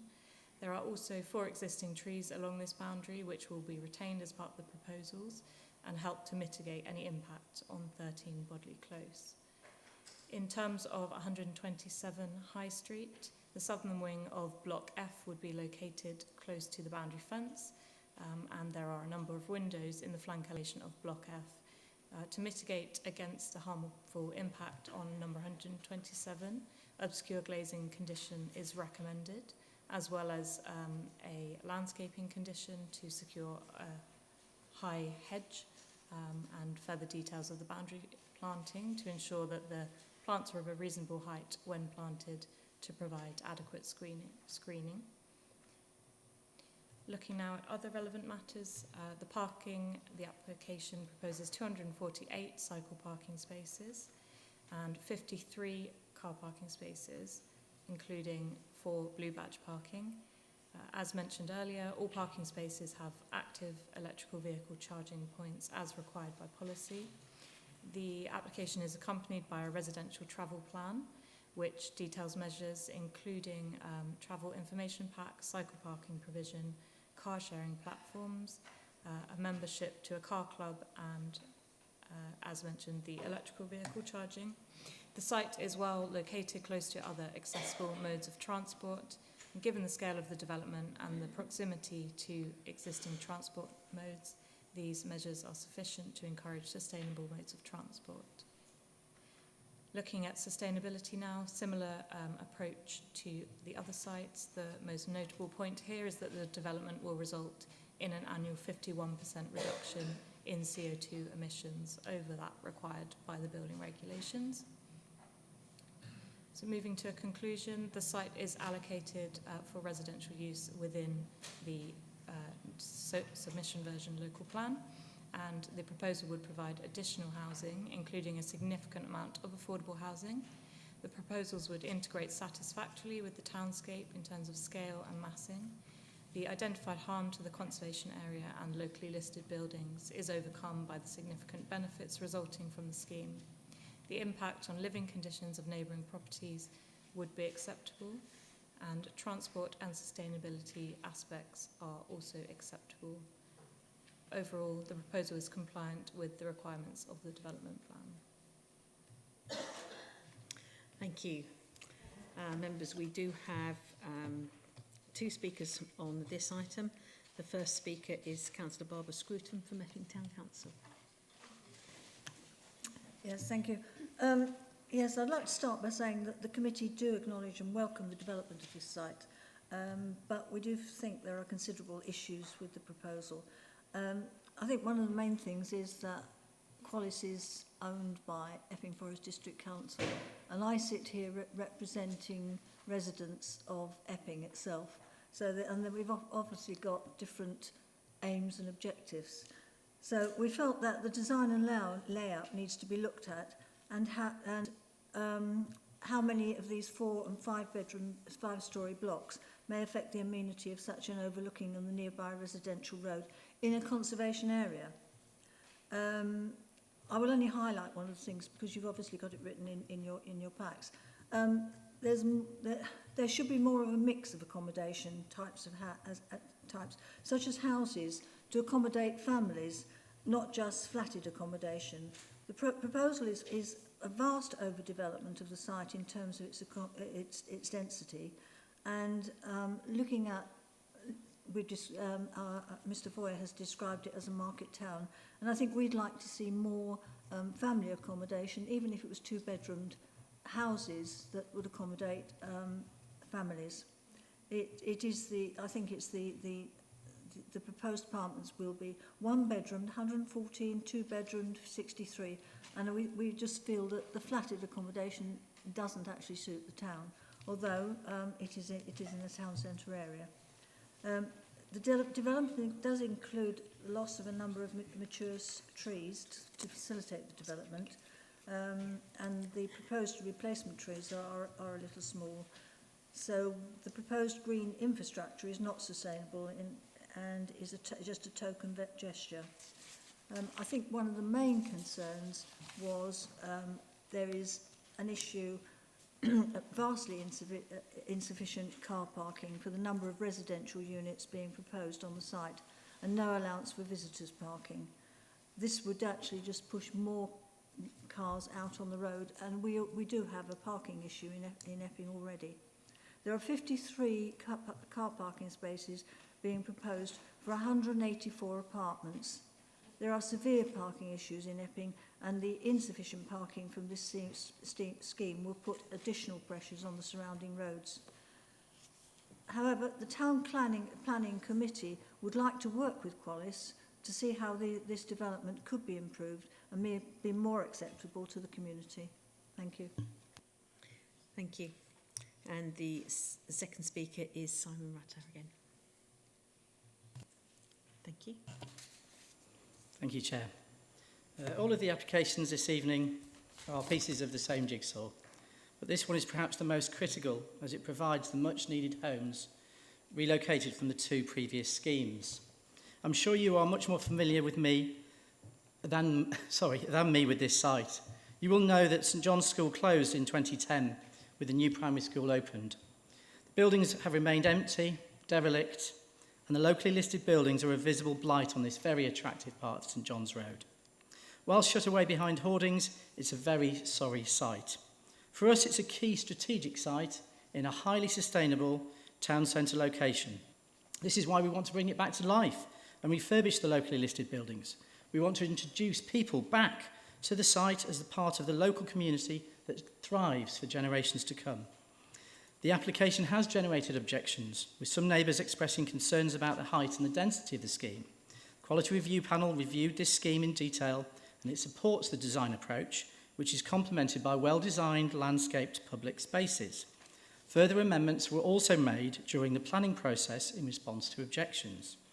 The St John site delivers 184 new homes, including 46 affordable homes. It provides the housing allocation numbers that are identified in the local plan for Cottis Lane and the Bakers Lane site to ensure they are not lost.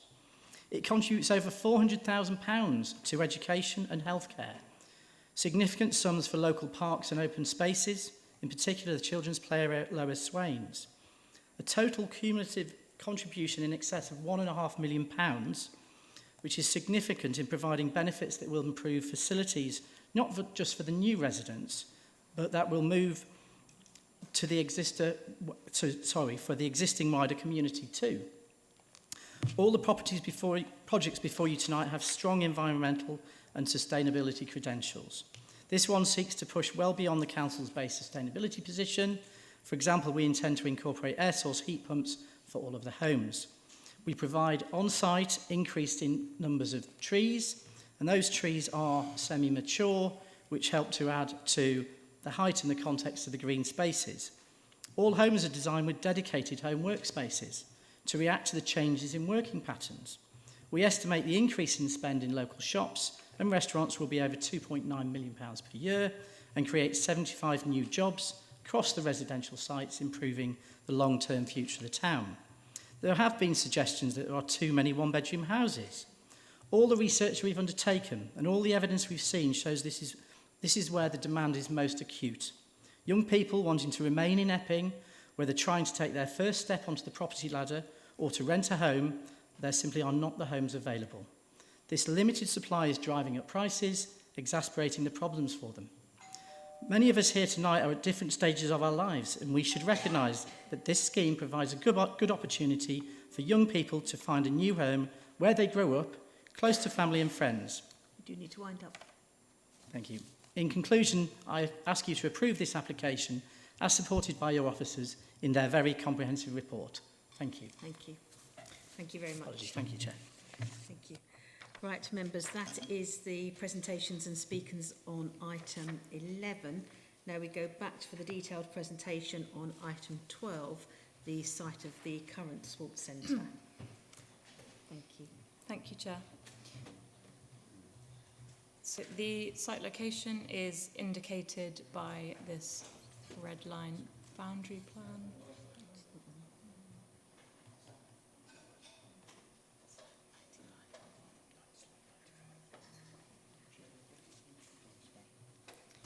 The application site is bound by Hemnall Street to the north and Nicholl Street to the south within the Epping Town Centre and the primary shopping area.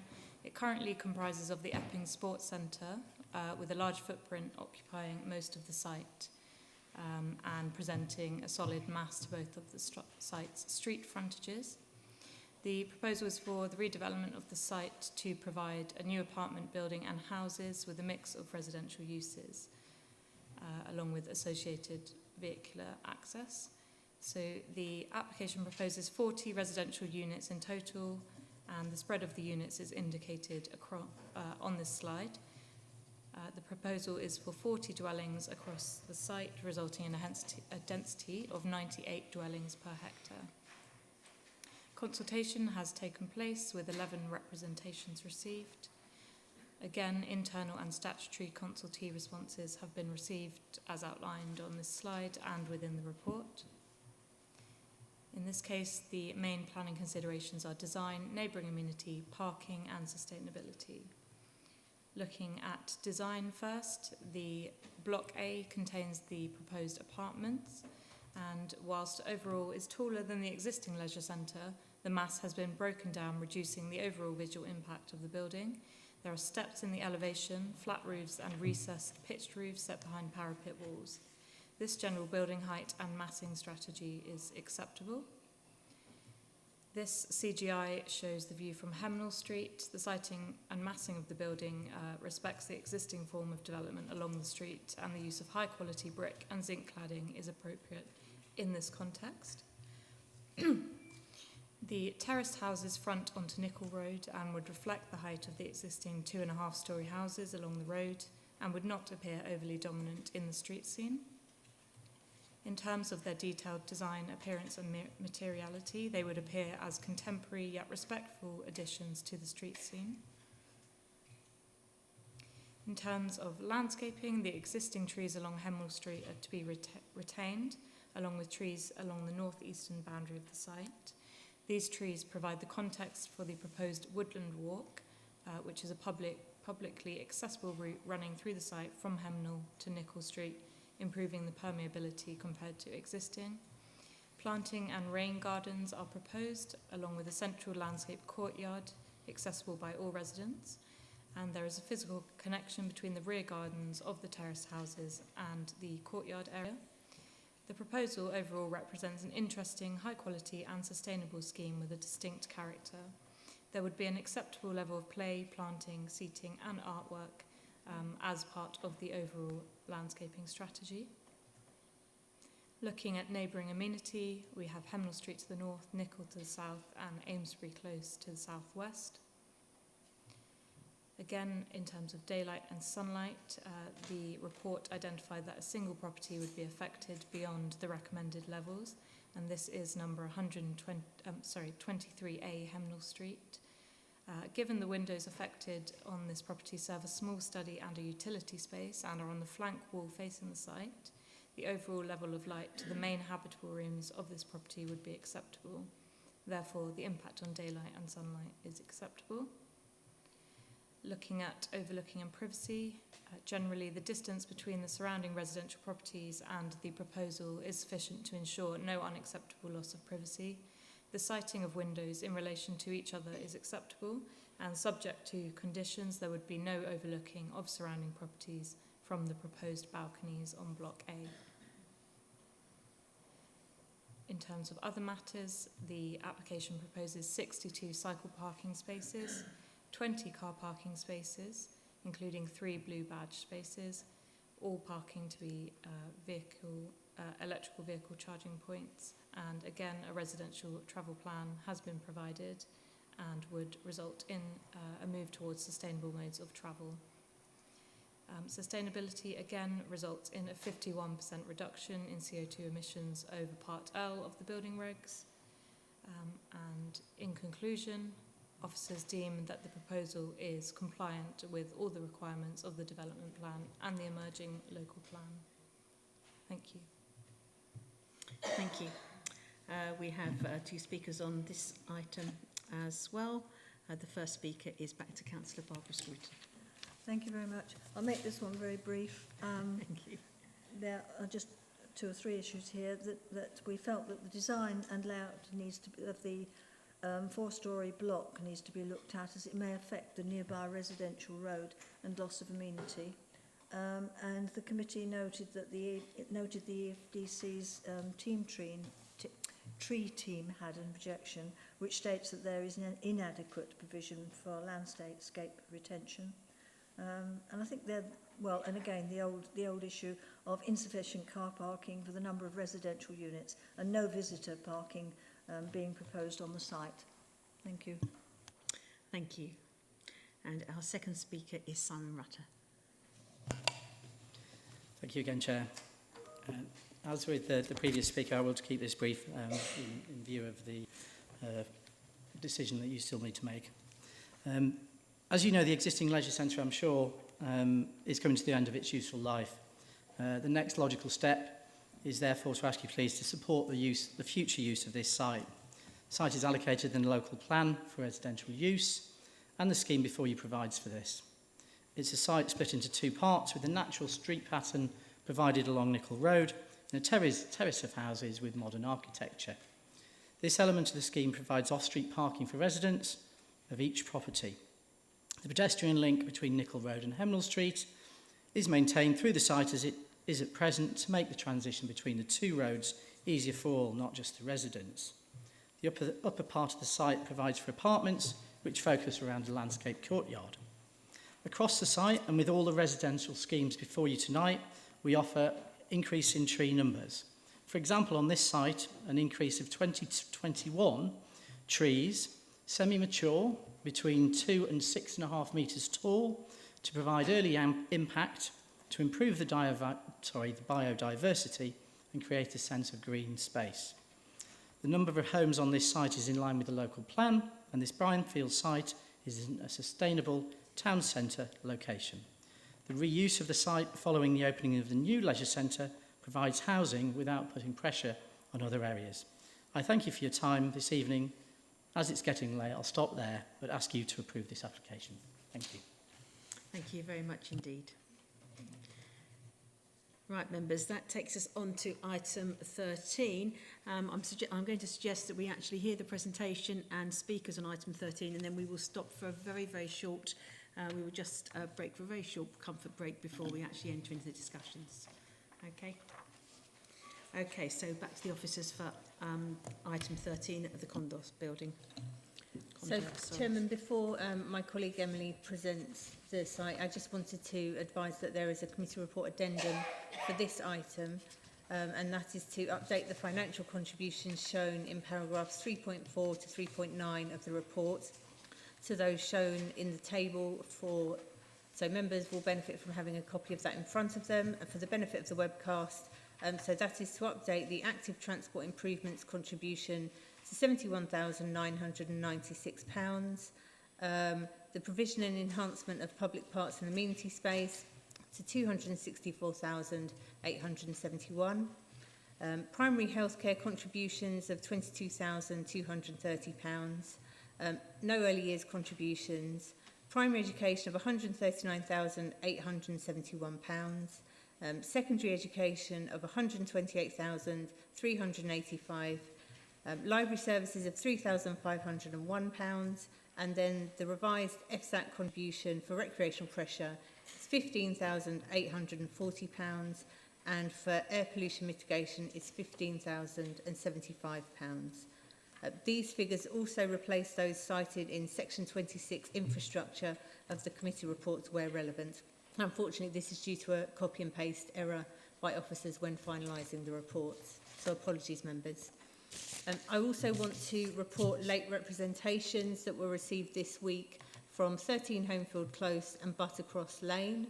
So to summarise the issues that were raised by those representations, they are as follows. So drainage issues caused from the car park belonging to the civic offices. Concern over blocked foul and waste drainage at the civic offices. Light spill coming from the car park which needs more tree screening. Parking and congestion during the construction phase of development. Loss of privacy, daylight and sunlight caused by the townhouses, which would be made worse by the removal of trees. Exacerbating existing parking issues relating to the site. The impact on neighbouring amenity to number 2 and 8 Buttercross Lane and number 15 Homefield Close, and that there is an outstanding objection from the Conservation Officer. So thank you. I'm going to hand over to my colleague for the presentation. Thank you. Thank you, Lydia. So the final presentation relates to the Civic Office, condo building and car park, and concerns an application for planning permission and listed building consent. The site is indicated by the red line boundary, bound by the High Street to the south, Homefield Close to the northeast, and within the Epping Town Centre. It comprises of the condo building, which is in the eastern part of the site and forms part of the Civic Office campus. The condo building is surplus to the requirements of the council.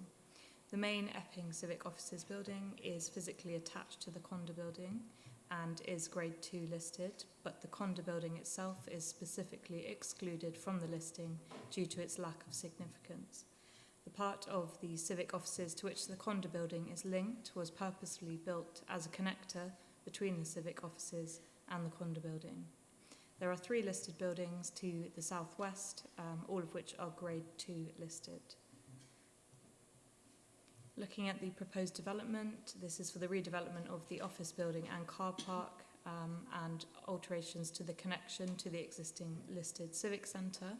The development comprises new apartment buildings and houses to provide residential uses, and the listed building consent is for the demolition of the existing office building and alterations to that connection to the civic centre. Looking in detail at the proposed site layout, there are 45 residential units contained within 3 apartment blocks and 4 rows of terraced houses. The spread of units is again indicated on the slide, and the proposal has a density of 148 dwellings per hectare. Consultation has again taken place with QRP meetings taking place and 11 representations having been received, plus those outlined by Lydia. Statutory and internal consultee responses have been received and taken into consideration. And in this instance, the material issues are design, neighbouring amenity, parking, sustainability and ecology. Looking at design and heritage first, the apartment blocks. In terms of scale, the tallest buildings are closest to the high street, with Block A having 4 to 5 stories in height and being broadly the same height as the existing condo building. Blocks C and B are lower at 3 and 4 stories with a 3-storey parapet level. Block C is closest to Homefield Close, and the parapet height of this block aligns with the eaves of the existing condo building, ensuring an acceptable visual impact when viewed from the close. Block B sits across the internal road and addresses both sections of the road. It has a taller element on the corner, with the rest of the massing stepping down towards the rear and the sides, which is appropriate. The houses are 2 standard stories in height with accommodation within the roof space. The houses incorporate front and rear gables with sawtooth roofs and ridges connecting the houses. The scale, form and massing of the houses is acceptable for this part of the site. So this CGI just shows the design and quality of the apartment blocks, and the use of bricks would provide a positive relationship with the local context. Green roofs are also proposed. The houses, you can see the scale and design of the houses on this slide. The terrace is considered to be a contemporary and well-considered addition to the area. The design and materiality of the houses is high quality. In terms of heritage, as explained, the condo building itself is not listed due to a lack of significance. The link building is, and once removed, the condo building will reveal a wall that was never designed to be seen. The physical attachment height and design of the proposed replacement link is acceptable.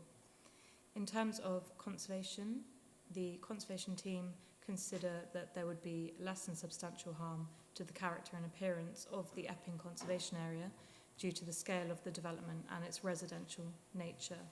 Again, as required by the NPPF, when looking at this in the round, a balanced view has been come to that the significant public benefits arising from the scheme in terms of additional housing stock and a viable long-term use for the site outweigh the less than substantial harm. Looking at landscaping, siting of the buildings again allows sufficient room for landscaping, and green roofs have been incorporated. The Trees and Landscape team have reviewed the ARB statement and confirmed that the impact on trees is acceptable. Each of the terraced houses benefits from private gardens, and for the flats there's external amenity space, including the retention of the existing pond, which is welcomed in terms of biodiversity and amenity value. Overall, the landscaping is sufficient to soften the visual impact and provide good quality amenity space.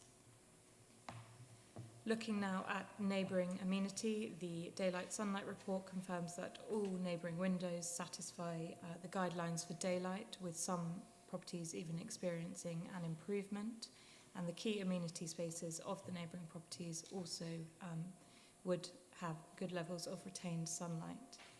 8 Buttercross Lane and 15 Homefield Close are in closer proximity than other surrounding dwellings, but the bulk and massing of the proposed buildings closest to the site boundaries steps down, and the lower terraced housing is sited within the north and western parts of the site to reduce the impact on these properties. In relation to 2 Buttercross Lane and the plot number 9, whilst the relationship between number 9 and the boundary is closer than elsewhere in the site, 2.7 metres remain, and the level difference and the slope of the roof means that the visual impact here is acceptable. Looking at other matters, ecology is important on this site, as the pond within the site is host to great crested newts. The pond is to be retained as part of the proposals. There are a number of man-made newt tunnels running under the car park which provide habitat connectivity for the newts, and a precautionary measures for the newts are identified within the submitted environmental statement, which would provide acceptable mitigation.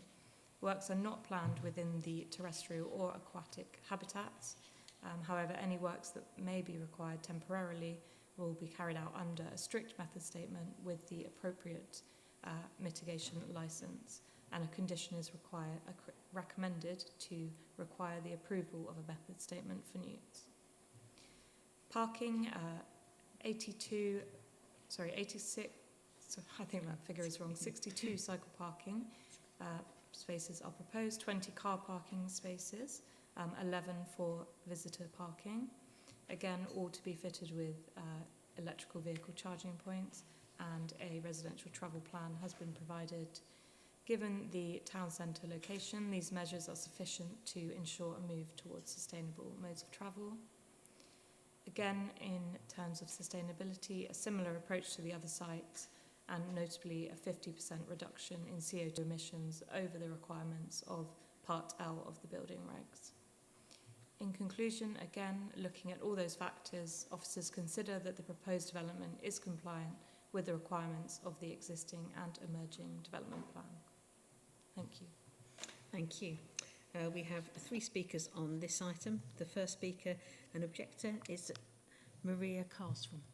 Good evening. Good evening, councillors. I need to be very brief, as I only have 3 minutes to object to this massive overdevelopment of this particular site. This is an example of a zealous developer trying to extract the maximum building from a site. The narrowness of the building design at 4.2 metres means to achieve 4/3 bedroom houses, they are having to resort to 3-storey terrace houses and 4-storey blocks of flats in an area where the existing surrounding houses are all 2-storey detached or semi-detached buildings. Therefore, it falls foul of the local plan by way of massing density and does not fit in with the existing street scene, conflicting planning guidelines. There are 44 dwellings proposed for this site, but parking is only shown for 18 vehicles, including visitors. However, if you look at the small print of the application, they openly state that whilst the normal parking space for Epping is 16 square metres, on this site they have only allowed 12 square metres, the equivalent of only 13 existing spaces. Where will owners and visitors park in our already overcrowded town? I would like to move on to individual properties affected behind this development in Buttercross Lane. Here, whilst less than 10 metres from existing houses, which is, I don't know, I'm trying to visualise it here, the proposal is to erect 3-storey buildings greater in ridge height than our neighbouring homes.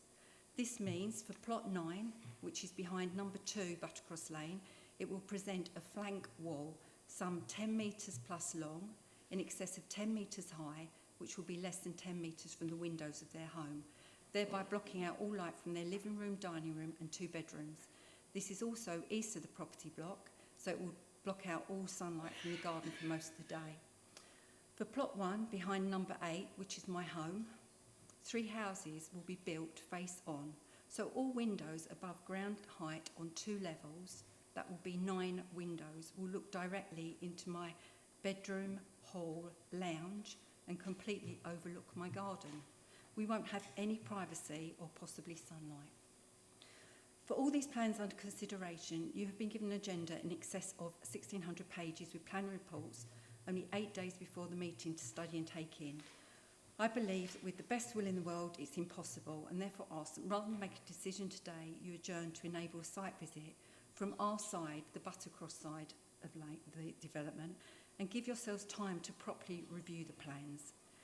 It's not accessible, Buttercross Lane, because you haven't been in my garden and you haven't been in my lounge to see what I would be looking at. We do not object, myself and my neighbours don't object to development of the site in principle. We understand we need homes, but we just feel that this is an ill thought out design that is opposed by the Town Council and all groups in Epping, who you have been elected to represent, so please do. I do thank you for listening. Thank you. Perfect timing. Thank you very much indeed. Our second speaker is from Epping Town Council again, Councillor Barbara Scruton. I think after that objection, I don't think I need to say a lot, because we did feel that the design and layout needs to be looked at, and how these 3-storey blocks will affect the nearby residential roads in a conservation area, such as the Buttercross Lane, excuse me. And it will affect the amenities and overlooking and loss of privacy as has been described.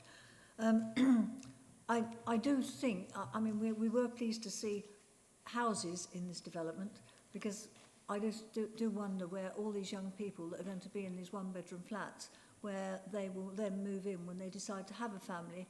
They won't stay in Epping, they will move off to other areas where they can actually buy small houses to bring their children up in. So I think that is another problem with more blocks of flats. On this particular site, there's also a loss of a number of mature trees and hedgerows, so there's an issue with trees and wildlife, and once again insufficient car parking for the number of residential units. So thank you very much. Thank you. And the final speaker is back to Simon Rutter. Thank you, Chair. Thank you, councillors. I'm sure you're growing tired of my voice tonight, so I will try and be brief. In summary, this is an underutilised car park and vacant office building in the middle of a busy town, which has been hidden from public view. The scheme will bring much needed homes, and the numbers are in line with the local plan allocation. And this will help integrate the site as part of a vibrant town centre. The education and health care contributions exceed £290,000, with additional contributions of over £500,000. That's very, very generous for a scheme of only 45 homes. The financial viability assessment submitted with all the residential sites concluded that less than 25% affordable housing could be justified, but we have offered affordable housing at 25% for the continued success and development of the town and to support the council's wider improvement initiatives. Other developers would not have taken this approach. In relation to our neighbours, your office's report clearly states that there will be no discernible impact on daylight or sunlight received by the neighbouring properties, and that the few overlooking windows will be obscured, maintaining privacy. The protection of our great crested newts in the pond and the enhancement of the area provides access to two areas many will never have visited. The scheme is policy compliant in car parking numbers and provides an effective but accessible development. As with the preceding application, the site is linked to the others for the benefit of the town, particularly in relation to the special area of conservation. There's a huge opportunity for the committee to make a positive decision on all counts and approve the applications that generate so much for the community. I ask you to focus on the positive features we have incorporated on all sites and the benefits these will bring to local residents. Thank you for your time this evening, and I look forward to the decision. Thank you, Chair. Thank you very much indeed. Thank you. Members, that brings us to an end to the part of the meeting where we're having all the presentations and speakers. I do think we should have a very short comfort break just before we come back for the discussion. So if we can literally be back here in about 10 minutes, please. Thank you.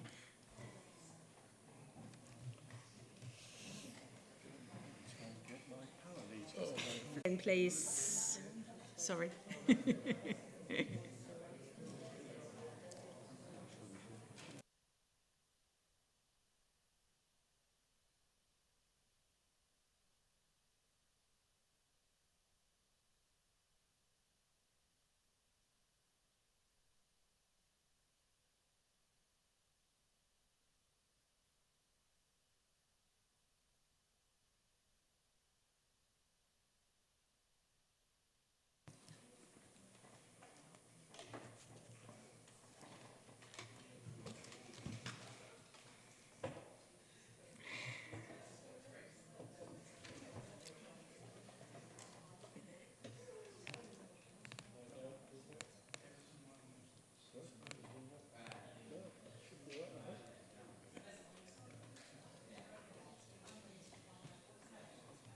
It's okay.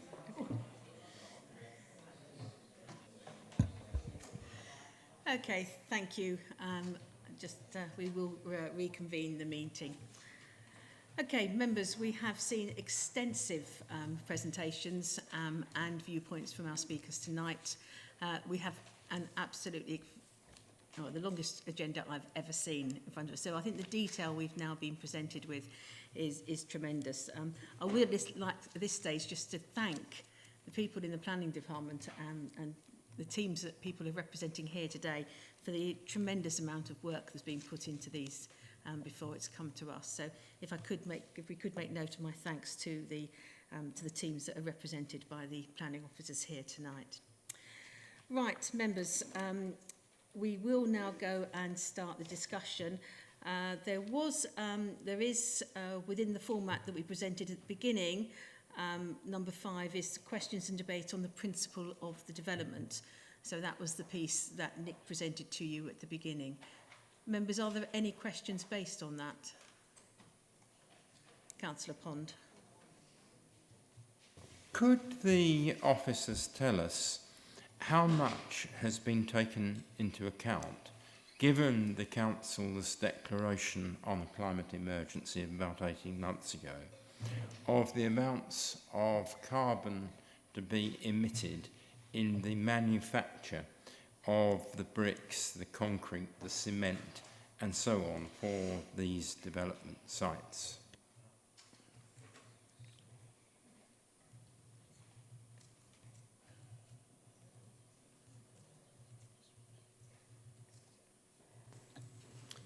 Thank you, Councillor. I think this matter has come up at committee previously. So the proposals are looking to meet very high standards in terms of BREEAM, and they also have a number of different sustainability measures as outlined within the proposals and the presentations given by my colleagues. With regards to the manufacture and the embodied carbon and how that is measured with regards to that beginning process, that's not a mechanism that we're able to measure, and that's not a mechanism that we can consider in planning terms. So what we're looking at is making sure that the construction phase is sustainable as possible in terms of travel planning, and also the actual development itself meets sustainability credentials. So that's what we're able to consider with regards to the policy and guidance available to us at the local and national level in policy, in planning terms. So we're not, it's very challenging to be able to boil down the sustainability to, the manufacture of specific materials. Microphone, please. Sorry, can you just repeat that because the microphone wasn't on? Sorry, I was just going to say, I'm sure a good quantity surveyor could make an estimate, but I note what you say. Thank you. Any further questions? Councillor John Whitehouse. Thanks, Chairman. So just to pick up on the issue about the re-provision of the residential dwellings allocated in the local plan to the 2 car park sites across the other sites in Epping Town Centre. I think it doesn't really come out in some of the wording that's been used. It's not simply re-providing those dwellings. It's re-providing and then going considerably way above the local plan requirements in terms of residential dwellings across the 5 sites, and that I think is one of the things that drives some of the challenges which the designers have faced in doing this.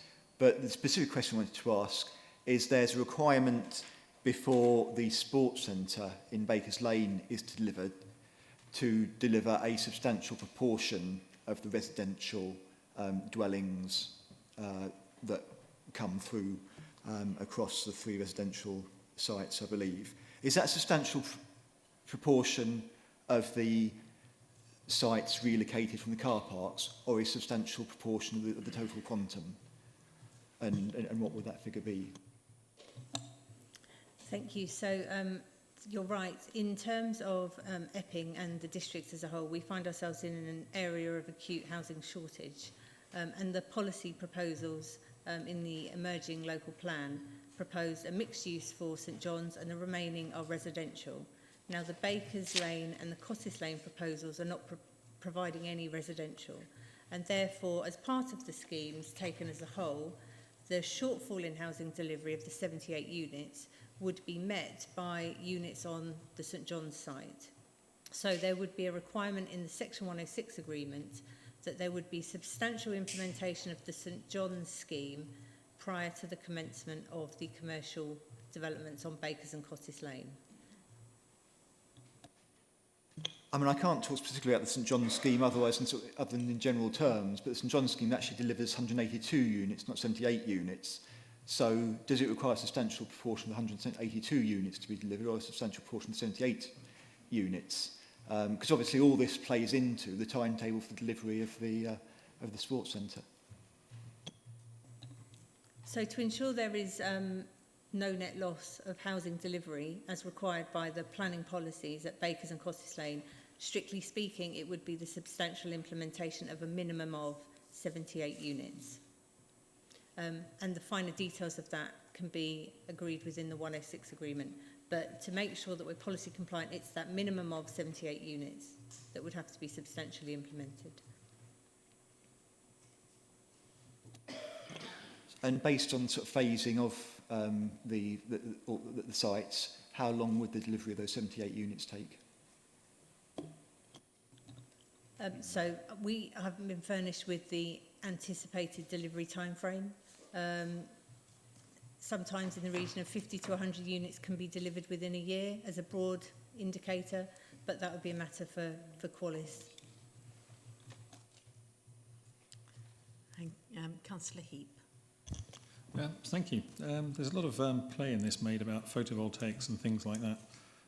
How does that actually work? Is Qualis going to be a generator? Who gets the energy? How is the money transferred? How is the energy transferred? Is it stored? Is it used just for the people in the flats? And also on St John's Road development, the applicants said that there were going to be individual air source heat pumps. Now that seems a bit crazy when you can do it all centrally and just have communal heating in all of these sites. Yeah, sorry, yeah, thank you. Was it something I said? It got to more, it was something you said, got more specific. Well, generally then, it doesn't have to be specific about St John's. It could be communal heating, and that would obviously save a lot of energy, and therefore that would knock down the CO2 content of the entire district. Thank you. We're not able to comment on whether Qualis specifically would, the arrangements around whether there would be an energy provider, generator, how the energy would be apportioned.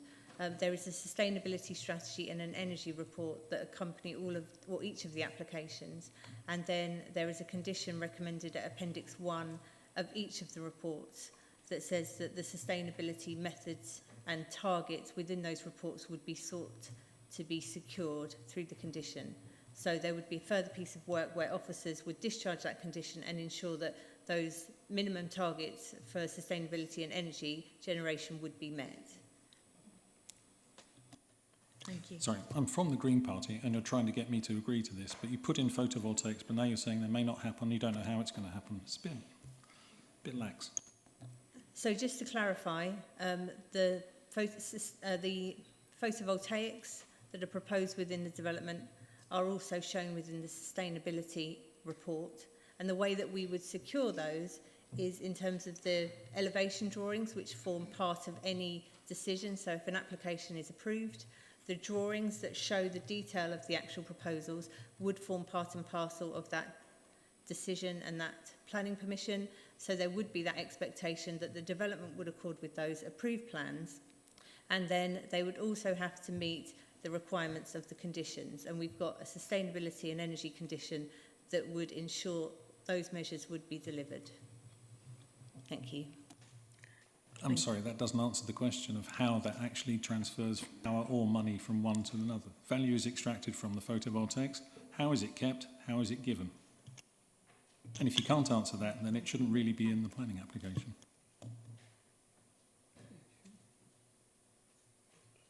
I mean, I think what I would say is in terms of the generation, the value generated by electricity, that's not a planning matter that officers can consider.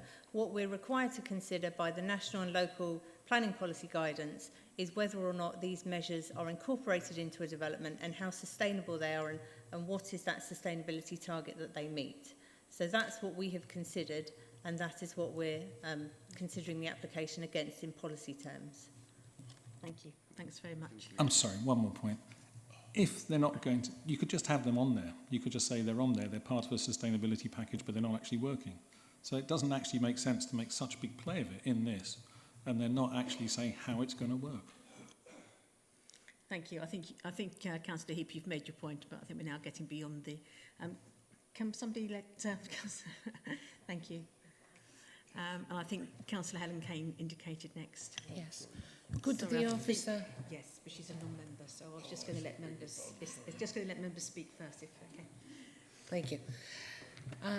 Could the officer please explain to me the reduction on the percentage of the affordable housing from 40%, which is the normal, to 20-something, which 25%, yeah. Thank you, Councillor Kane. So the applicant submitted financial viability appraisal relating to the 3 residential sites at Condor, Hemnall Street and St John's. The usual policy planning requirement for affordable housing in this district is 40%. On the St John's site, because they can net off, so they can deduct the existing vacant building credits, that would have been 34%.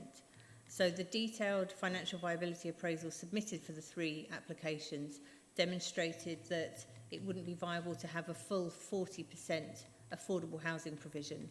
And our surveyors who looked at it on our behalf, BPS, came to the conclusion that they agreed that the 25% level was more appropriate, so the scheme was financially viable, could provide the Section 106 financial contributions. So that's how we arrived at that figure. Thank you. Councillor John Whitehouse. Thanks. Yes, just picking up on the same theme, the report talks about the developer being able to opt to deliver the affordable housing element as build for private rent, rather than what we're more used to, which is with the registered social landlord. I wasn't sure if that was sort of accurate language in terms of it's purely in the developer's gift, or is it something that the council would have to consent with, through the Section 106 agreement? Clearly there are differences in the models in terms of tenants' rights and so forth. But because the applicant wants the option at this stage to choose which route they go down, the Section 106 agreement will have to have a trigger point at which they confirm which route they're going down, and then they confirm how they're meeting the affordable housing obligations under that chosen route. So there'll be certain trigger points that we then get to approve the next step. Thank you. Councillor Brady? Oh, sorry, Councillor Brady. Can you just let Councillor Whitehouse come back on that? Well, do you want Councillor Whitehouse to do that? Sorry, can I just let Councillor Whitehouse to come back on that? Yeah, because this is something different. Yeah, thank you. I mean, the usual Section 106 agreements the council signs are quite prescriptive, or at least quite sort of definite in terms of the delivery of what sort of affordable housing we're having. And I'm concerned about the sort of the much looser arrangement that seems to be being proposed here. So I think the certainty that the agreement would provide is that there would be a particular percentage of affordable housing. Now, that would either be through the build-to-rent route, in which case it would be affordable rent, or it could be down the market sort of shared ownership or intermediate rent route, whereby it's a different type of product. But what the council would be seeking to secure is that minimum level of affordable. So that would be the element of certainty within the Section 106. And then there would be trigger points when it's known from the applicant what route they're looking to go down. But either way, there would be the same amount of affordable proposals, affordable housing secured within the scheme.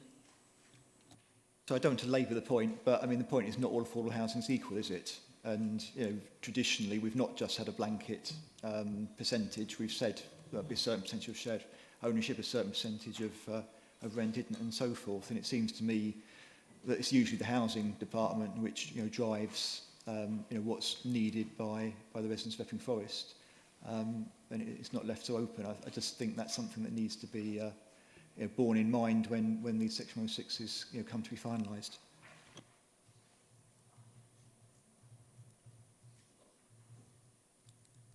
There's any more you can I think we can all just note your comments. Thank you. Councillor Heather Brady. Completely different subject altogether. The proposed new multi-storey car park.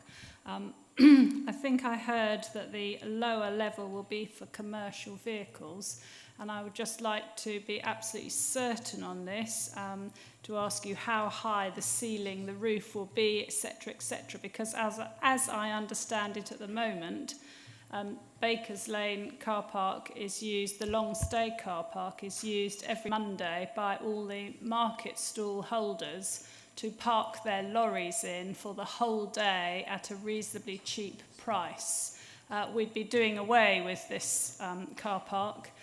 How would we still be able to have the market, which has been there for hundreds of years, if the stall holders can't park their lorries cheaply, easily, nearby all day long? Thank you. Okay, although that one is specific to Bakers Lane, I think it probably is. I don't know if you can answer that now, rather than repeat it again when we come to that point. My colleague's just looking up the details. One moment, thank you. Okay, if you can just, Councillor Baldwin. Yes, thank you, Chairman. Yeah, I'm a little bit concerned about the buy to rent development. I do think there is rather excessive provision of 1 and 2 bedroom flats, and I do take on board the point that one of the objectors made, that we could attract many short-term transient tenants to the town who would not necessarily put down roots here, not necessarily have families, and it could lead to a high turnover of tenants. And I do wonder whether the allocations for those flats would have the same conditions, same tenancy terms and conditions or contracts that we would give to other people in social housing, i.e. council housing. That's one thing I'd like clarified. And also, can you just clarify the numbers of the buy-to-let flats?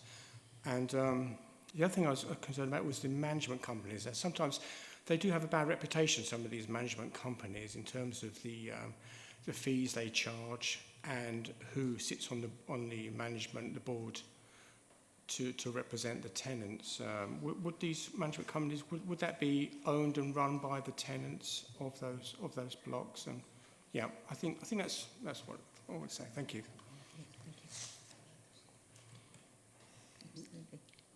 Oh. My understanding is Qualis are the management company, but I think we're going into a lot of detail on a lot of these issues. I mean, you've made your comment, and that's for the rest of the members to take into consideration. Thank you, Chairman. Thank you. Councillor Pond. Thank you, Chairman. I'm going to keep myself to matters of broad matters of principle, rather than go into detail. I shall have some detail, particularly in relation to some of the more residential sites. I wanted to hark back to what Mr. Foy said in his remarks, because that rang very true with me. What you are, I sense, going to approve tonight marks a really radical shift in Epping and how Epping is seen in overall terms as part of the district. Because, to my mind, it is virtually the last nail in the coffin of Epping as a small market town. And it transforms it into the functions of a much larger town, and towns such as Tunbridge Wells or Horsham, which over the last 30, 40 years have been transformed from small market towns into something much larger, which is not a market town. That is the committee's prerogative to do it, but be very sure of what you are doing if you approve these applications. We have not yet touched on the special area of conservation, but in general terms, I would just say that particularly the replacement sports centre building does engage considerations of the SAC, and I may refer to that later. But as a matter of principle, be certain what you are voting for. Thank you very much. Are there any other members of the committee who want to speak? We've got Councillor Whitbread has indicated she wants to speak. I think we might be answered to Councillor Brady.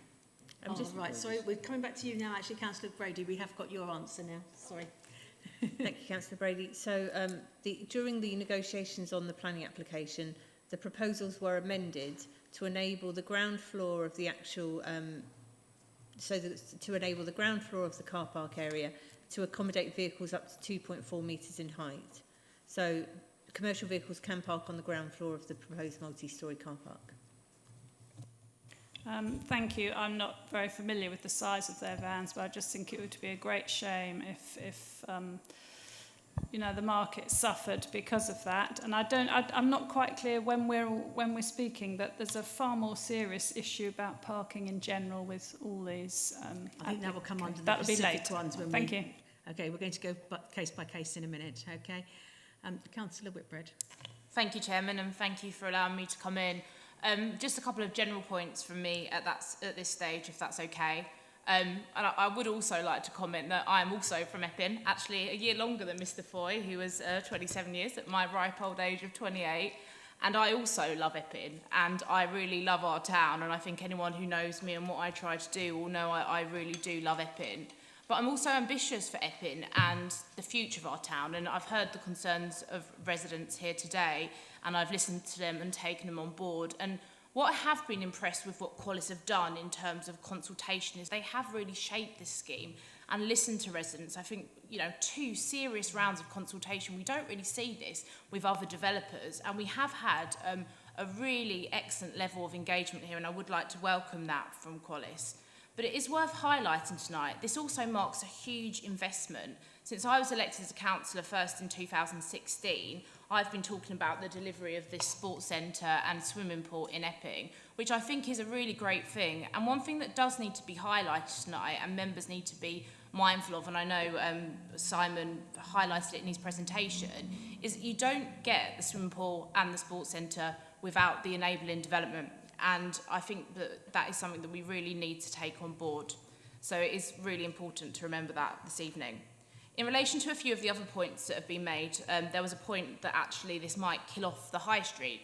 Well, actually, I disagree. I think it's really well thought, the central schemes are really well thought out in terms of connecting our high street and helping to bring our high street to life in terms of footfall. So that was one thing I was pleased to see.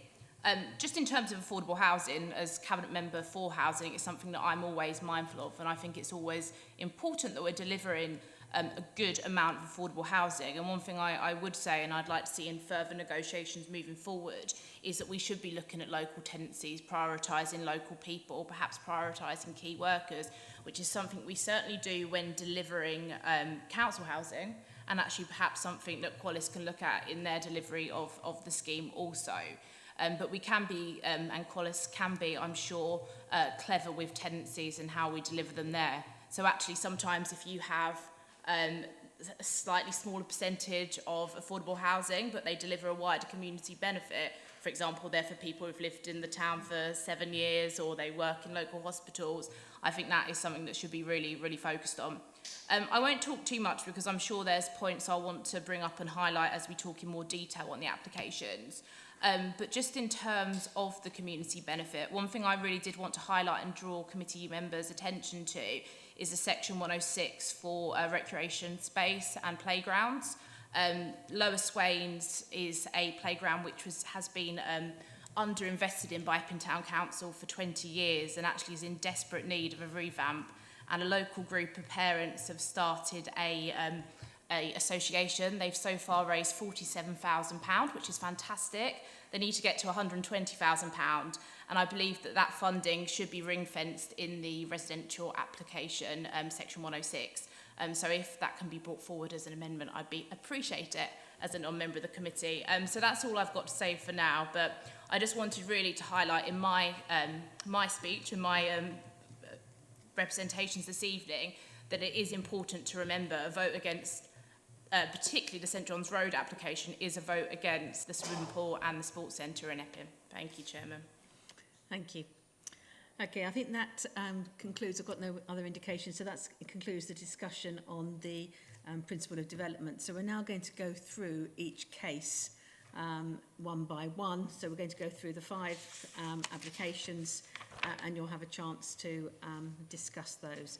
So the first application, which is actually item 9, is the Bakers Lane car park. Members, that's now open for discussion. Councillor Helen Kane. Well, first of all, I know how important it is for Epping Town, a new leisure centre, including the swimming pool. When we built the Waltham Abbey Leisure Centre, I was in the cabinet as a portfolio holder, and I did manage to go to Epping Leisure Centre and try to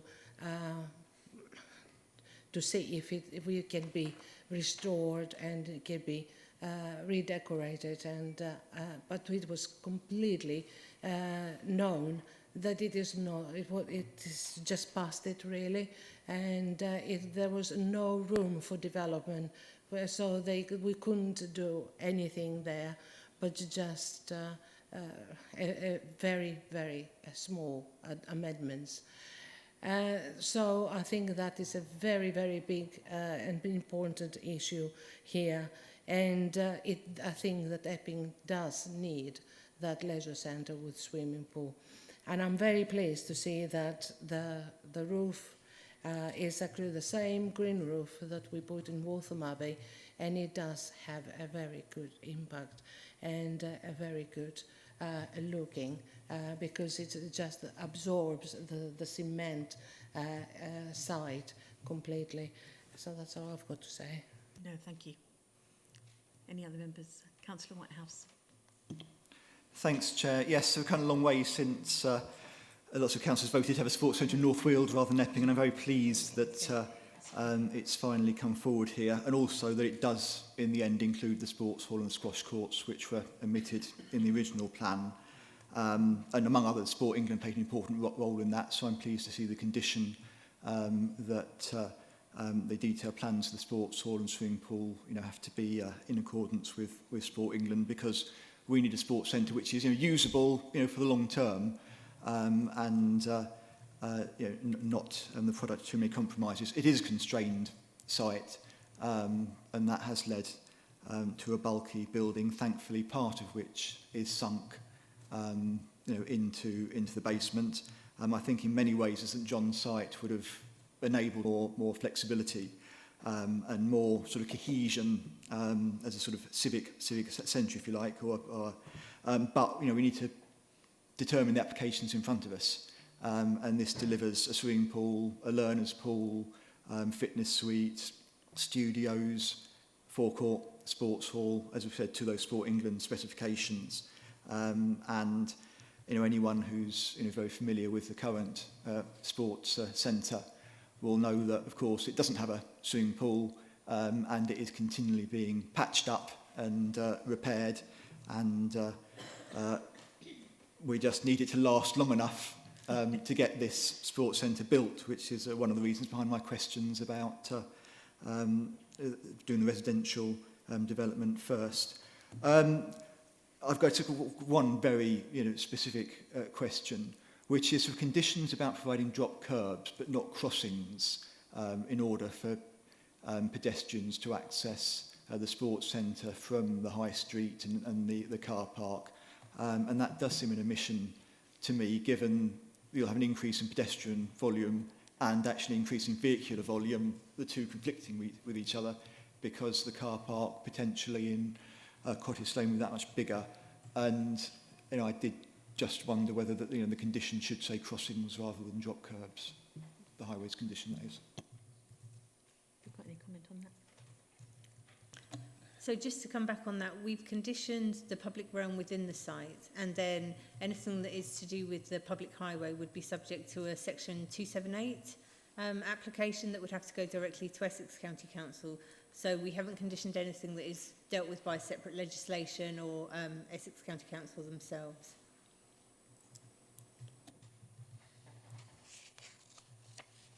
Okay, any other members? Yes, you've got one here. Sorry, Councillor Rackham. Thank you, Chair. I think the gym will be a real asset to Epping and also to the district, and I really welcome it. I just wanted to know if there is any parking at all on the site, and in terms of perhaps school groups coming and people like that, I just wanted to clarify that because I can't remember it being in the actual presentation. Okay, thank you. So for the Bakers Lane proposal, there would be 6 blue badge car parking spaces only, and then the Cottis Lane multi-storey would have the 330 spaces. And that's an easy walking distance, clearly, from one side to the other. Councillor Kane. And I take it that the old leisure centre will remain open like we did in Motham Abbey until the new one is fully operational.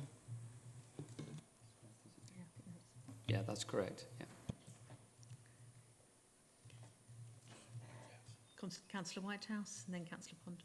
Yeah, just back to my point, I want to draw your attention to condition 15, which certainly does refer to, Just give land. us a page number. So this is on page 82. Thank you. Which certainly does refer to land outside the red line. I mean, it talks about the need to come to an agreement, but I don't see why we shouldn't specifically mention crossings alongside the other items in those bullet points.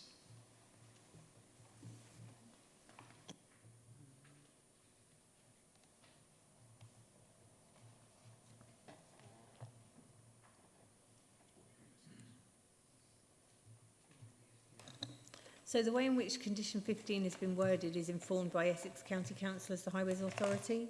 So if we wanted to include an addition and an amendment to the condition, members could recommend that, but we would have to agree that with Essex because this condition relates to the requirements that they've sought. I'd be satisfied with the recommendation. Thank you. Councillor Brady. Oh, yeah. Sorry again, I think it's the same theme. It hadn't hit me before, but this lack of any parking for a school bus or lorries or anything. So no schools are ever going to be able to come out of the district with a bus and park them there. The only thing I can think of at the moment is that space that was supposedly going to be for cinema. Could that be for any school buses or anything? I don't know. I'm a little bit worried about, well, very worried about all the parking, and it's just struck me about larger vehicles that you would get schools coming sometimes and they won't be able to come, will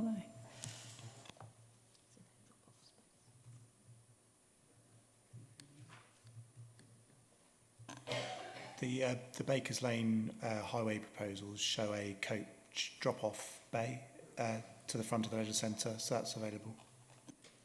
Okay. Councillor Pond.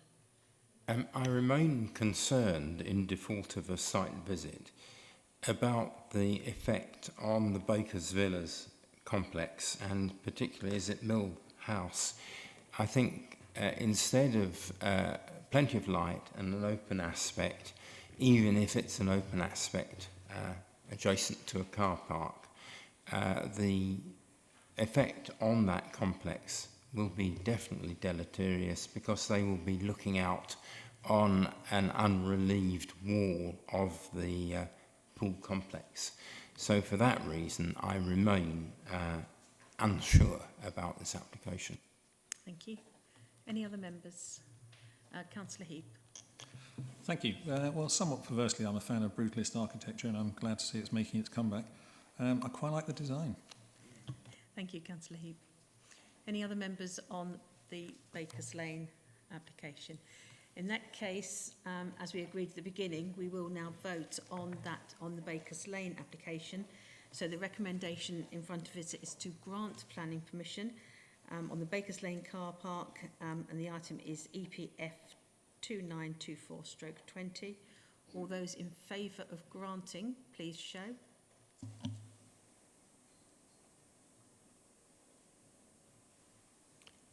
Chairman. Those against? 1 Chairman. And abstention? 1 Chairman. Planning permission has been granted. Okay, and then members, we'll now move on to item 10, and this is the Cottis Lane car park site. Members, open for discussion.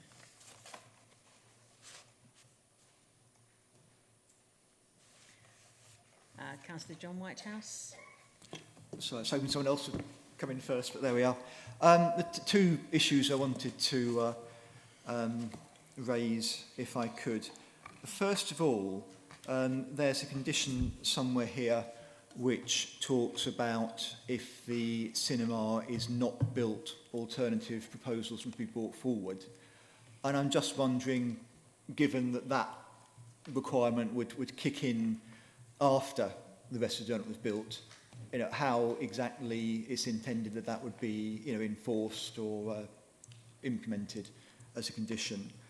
And the other issue is the relationship between the car park and Baker's Villas. We heard that the top story had been cut back, but we've also got the bit of the report here which talks about, from memory, only 70-something% of the windows meeting BOE requirements, albeit some only miss it minimally. I just wonder if you could show that relationship again and demonstrate the relationship of those windows to the car park. If you just bear with us, we'll find the appropriate slide. So, with regards to condition 34, that relates to the meanwhile use. So that's the alternative use should the cinema not come forward.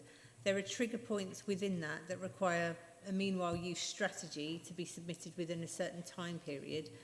If they were not done, then the development would be falling foul of the condition, and the council, as the local planning authority, could take a view of pursuing enforcement action if it's not actually met, and use it to seek the use of that site should it not come forward.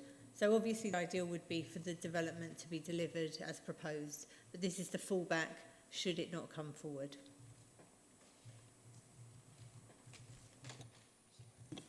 And presumably that meanwhile space benefits from sort of permitted development rights in terms of temporary structures and so forth, would it? Or is that something that would be controlled by the council through this meanwhile strategy?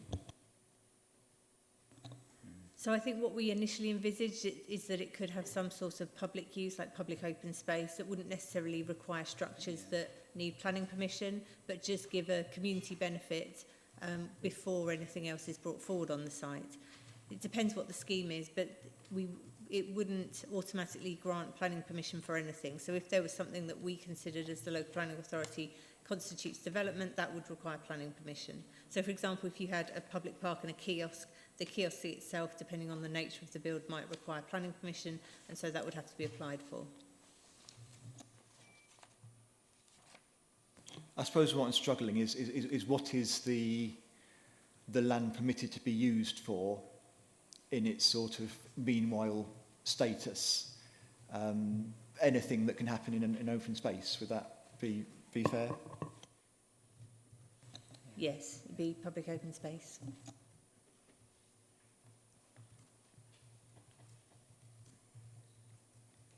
Okay, if we find this slide.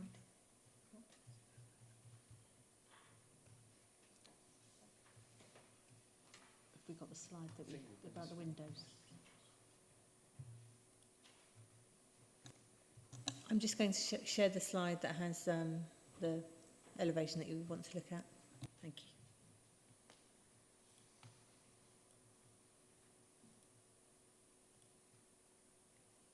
Thank you.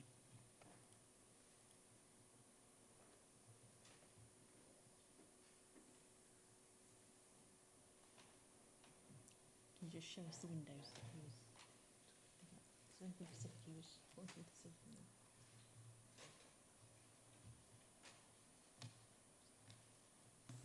So Baker's Villas is this building here, so the windows would be at this level, first and ground floor.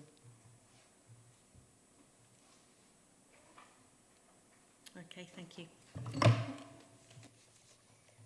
And are the percentages in the report percentages of the habitable windows or percentages of all the windows? Because there's some communal areas in that building, aren't there? That's correct, but we don't have the exact numbers of which are which, but that percentage includes the communal areas because there's communal lounges and kitchens on the ground floor. Thank you very much. Thank you. Members, any other? Councillor Heap. Thank you, Chairman. There was mention that the floor-to-ceiling height was 2.1 metres, which is just shy of 7 foot. Possible use for something else, but what could be used for? What could that be used for? I don't think that's within a need to answer it. Yeah, I don't think that's a consideration to be taken into account now, but one for the future. Thank you. Councillor Pond. I think in these days of aiming to reduce the use of the motor car, it is a great pity that this and indeed all these applications are predicated on the construction of a multi-storey car park. I think EFDC and Qualis have got their priorities completely wrong, and the point that Nigel Richardson just made is, well, this is a matter for the future. Of course it is a matter for the future, but the fact remains we are constructing a gargantuan multi-storey car park in a small market town, which in the current state of affairs we really ought not to be doing. Thank you. Any further comments, members? Councillor Kane. On page 192, on 29 is restriction on operating hours and times. I just wonder if from 8 a.m. to 11 p.m. on Sundays and bank holidays is acceptable. Sorry, could you repeat which page was that again? Sorry, Councillor. 192. 192. Are we still within? It's the conditions, yeah? And usually we have permittable times, 29. which is 29. Got it.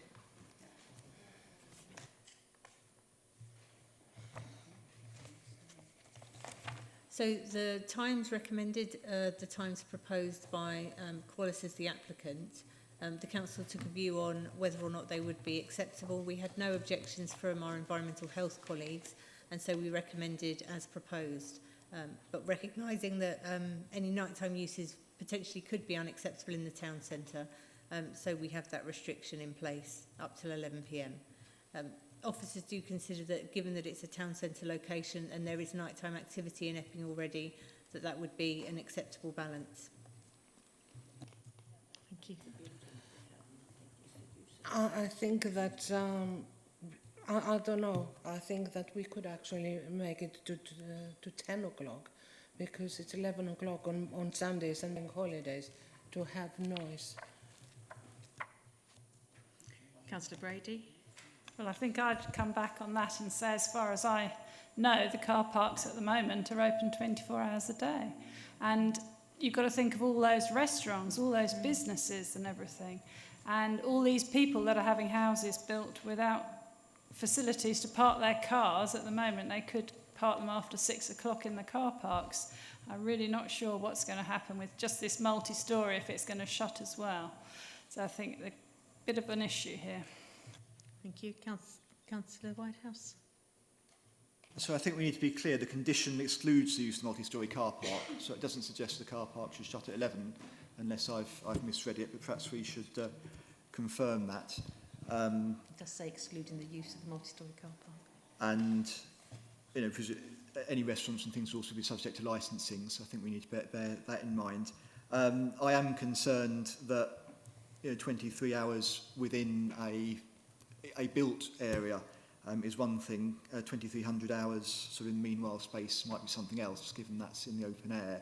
So does the commercial uses here, does that include the meanwhile space or exclude the meanwhile space? And if it excludes the meanwhile space, I do wonder if we perhaps should have some hours of use to controlling the use of that? So it relates to the commercial uses within the buildings proposed. It doesn't necessarily relate to the meanwhile space. If there were any subsequent application for commercial uses on that part of the site, they would be subject to a separate planning application and consideration.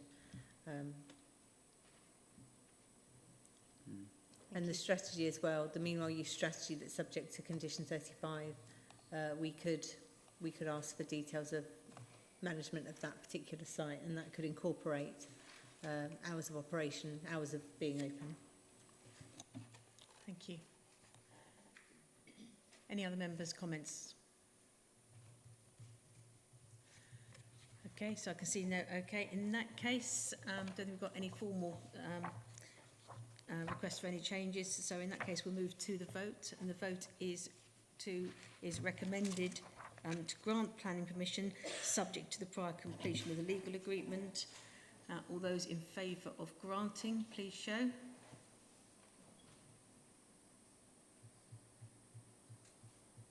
Twelve, Chairman. Those against, 3, Chairman.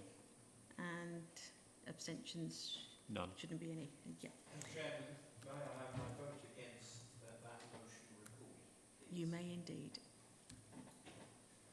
Thank you. In that case, planning permission has been granted. Okay, members, we now go on to discuss the next site, which is the former school at Centrepoint Building and Council Depot at St John's Road, Epping. Members, open for discussion. Councillor Pond. On the heritage aspects of this, I do not agree with the officers that less than substantial harm is being done. But I am more concerned about other buildings on the site which may have been or may be demolished. Could the officers show me some diagrams of the buildings which are not proposed to be retained?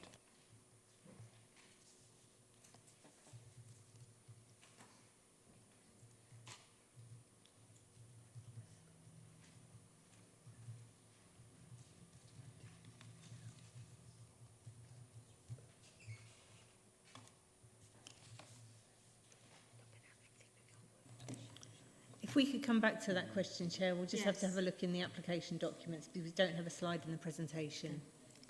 Okay. Right, so they're just going to see if they can find something because it's not actually going to. So if we can come back to that later, Councillor Pond. Any other? Councillor Rackham. Thank you, Chair. Our St John's site, if I'm not wrong, is an old school that hasn't been used for quite some time, and it's just laying there dormant. So, in my opinion, it's better to do something with it than leave it in the state it's in. That's Thank you. Any other comments? Councillor Heap. It's sort of a general question. It's about the 106 agreement. Just to be certain, this is money that's been borrowed by EFDC to lend to Qualis to give back to EFDC as a 106.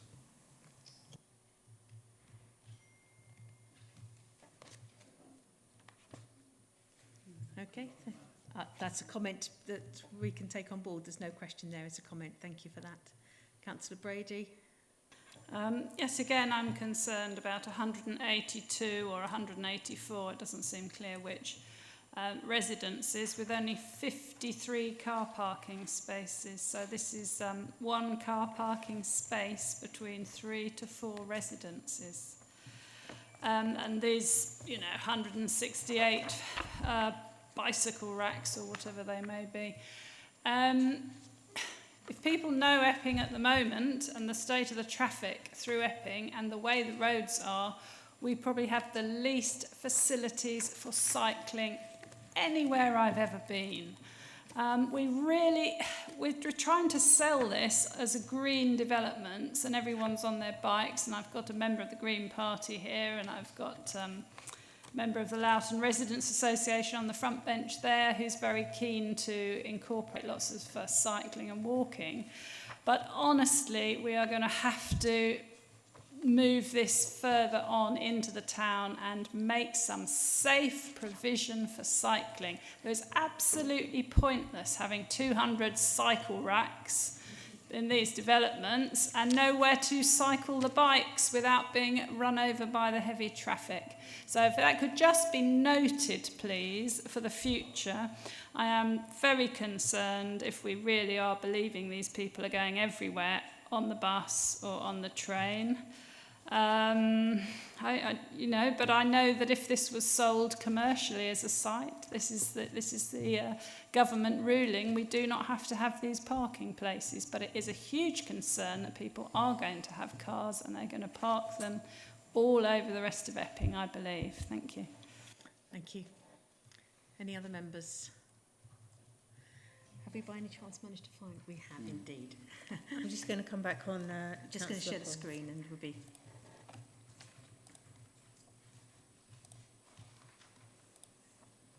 So if members can see that, so the red line outline obviously of the site, and then the buildings to be retained are the Centre Point building here, and then these pair of cottages, and then part of the existing school building here. So those three elements to be retained. Madam Chairman, thank you for that information. But of course, because I am not able to have a site visit and cannot see these buildings from the street, I'm unable to form a view as to what, if any, heritage value they have. One little ironical thing about this is that the depot, which was formerly occupied by housing, was originally a dairy depot and serviced, I think, 25 electric vehicles in a most sustainable way. I do believe that I take Councillor Brady's point about parking provision, but in these urban and sustainable locations, to provide a greater amount of parking would almost invalidate the scheme.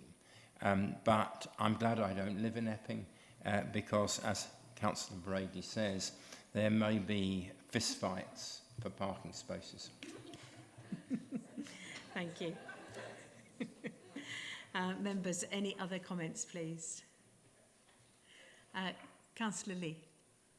Thank you, Chairman. I've just got a question, and I'm not sure really which site it was to go to, but Simon was on about the on-site management. Now, I know there's an area in Waltham Abbey where a friend of mine bought a house and moved, then to find that although she'd bought a house, she thought she'd got a freehold, and then because they wanted to chop some trees down, they was all given this massive bill to chop these trees down. Now, bear in mind, although it's Qualis, this is still supposed to be Epping Forest District Council. I want to know, are people buying houses and then still having to pay maintenance? I understand in flats they're leased and you pay maintenance, but I don't agree that if you buy a house with a garden that then you're paying maintenance, because we're paying council tax which looks after the roads and empties our bins. So I didn't quite understand that. So are some of these houses then having to pay a lease, or have I misunderstood, or was he just referring to flats? Because I don't agree with someone buying a house and then to find that they've then got to pay other money. Yeah, I think we might have ventured into beyond planning, but I was going to say that's not. But if it's Epping, yeah, I think the answer is that we don't know, and within the remit of this meeting, it's not really part of the planning policy that we can base decisions on.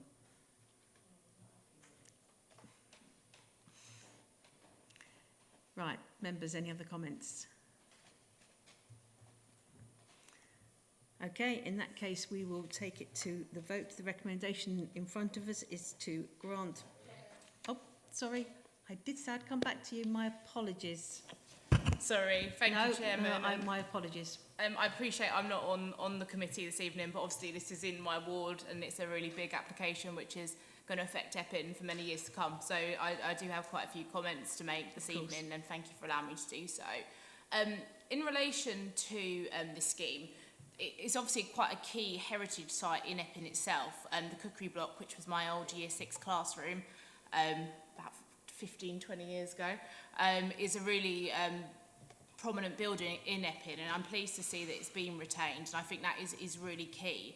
And actually, I would also like to see, and I know I've had conversations off the record with Qualis, a nod to the heritage as well, heritage of Epping, potentially a statue for Winston Churchill, which is something I've advocated for quite a long time, and I know my ward colleagues agree with that also. I just wanted to speak specifically again on the Section 106 agreements, and whether it would be appropriate at this stage to put in a condition in relation to Lower Swains, and if I could appeal to two members of the committee to do that, because I think it is really vital that the investment in the play areas does go to Lower Swains specifically, because it is in real need of investment, and it does serve the side of Epping which this development is in. So that would be kind of the key point I really wanted to highlight in relation to that. Thank you, Chairman. Thank you. Have I got any member comment following that? Councillor Kane? Yes. Are we in a position to actually condition this? I think that's just an item of discussion we're having up here. Yeah, I think we were saying that it is actually within the, what do you call it, IDP, the Infrastructure Delivery Plan. So we can certainly take that into consideration in terms of moving forward on the legal agreement. Okay. Thank you, Chairman. Just to put my mind at ease, so it doesn't need a specific condition to make sure it is allocated for that specific cause? No, it doesn't, but we'll certainly be taking that into consideration, what you've said. But no, it doesn't need a specific condition. Okay. Thank you. And would it need a condition to say that it goes directly to the charity, the association, to spend the funds, because they've got approved plans for the site?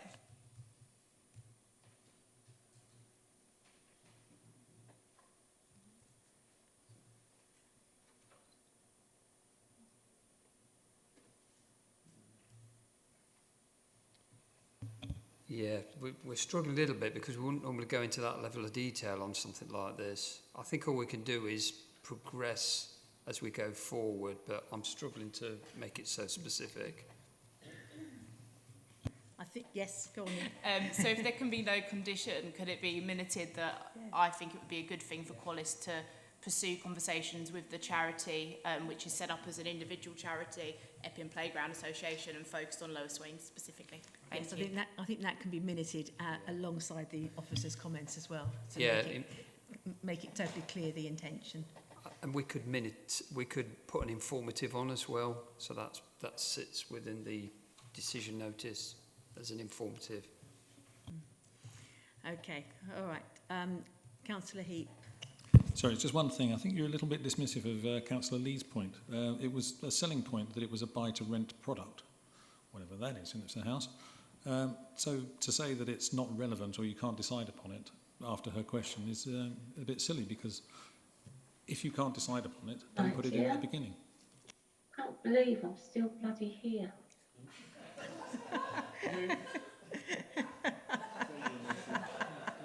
Jackie, can you mute yourself, please?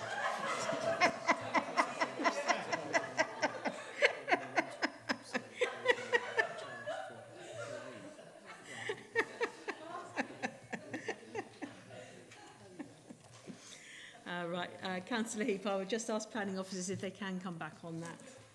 I think she's sold on there.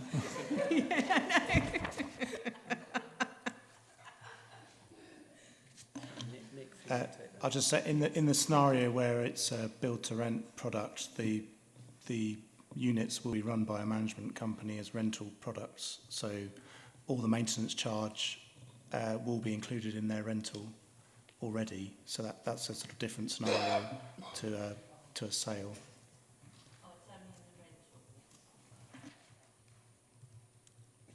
Okay, Councillor Lee, happy with the response? Yes, thank you. I wasn't quite sure, knowing that someone else has been caught on it, and we do have some dodgy developers, let's face it. Oh, thank you. Thank you. And thank you, Councillor Heap, for highlighting it to me. Thank you. Right, members, any other comments? Right, I think I am now able to go to the vote. The recommendation in front of us is to grant planning permission subject to the prior completion of a legal agreement. All those in favour of granting, please show.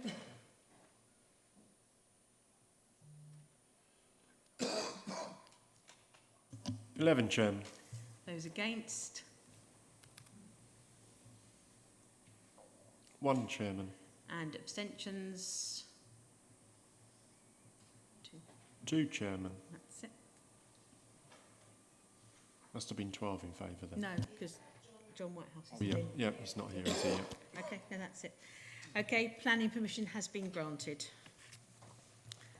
Right, members, moving on then to whatever item we're at now, sorry. Back 12, thank you. And this is the Sports Centre site. Members, open for discussion.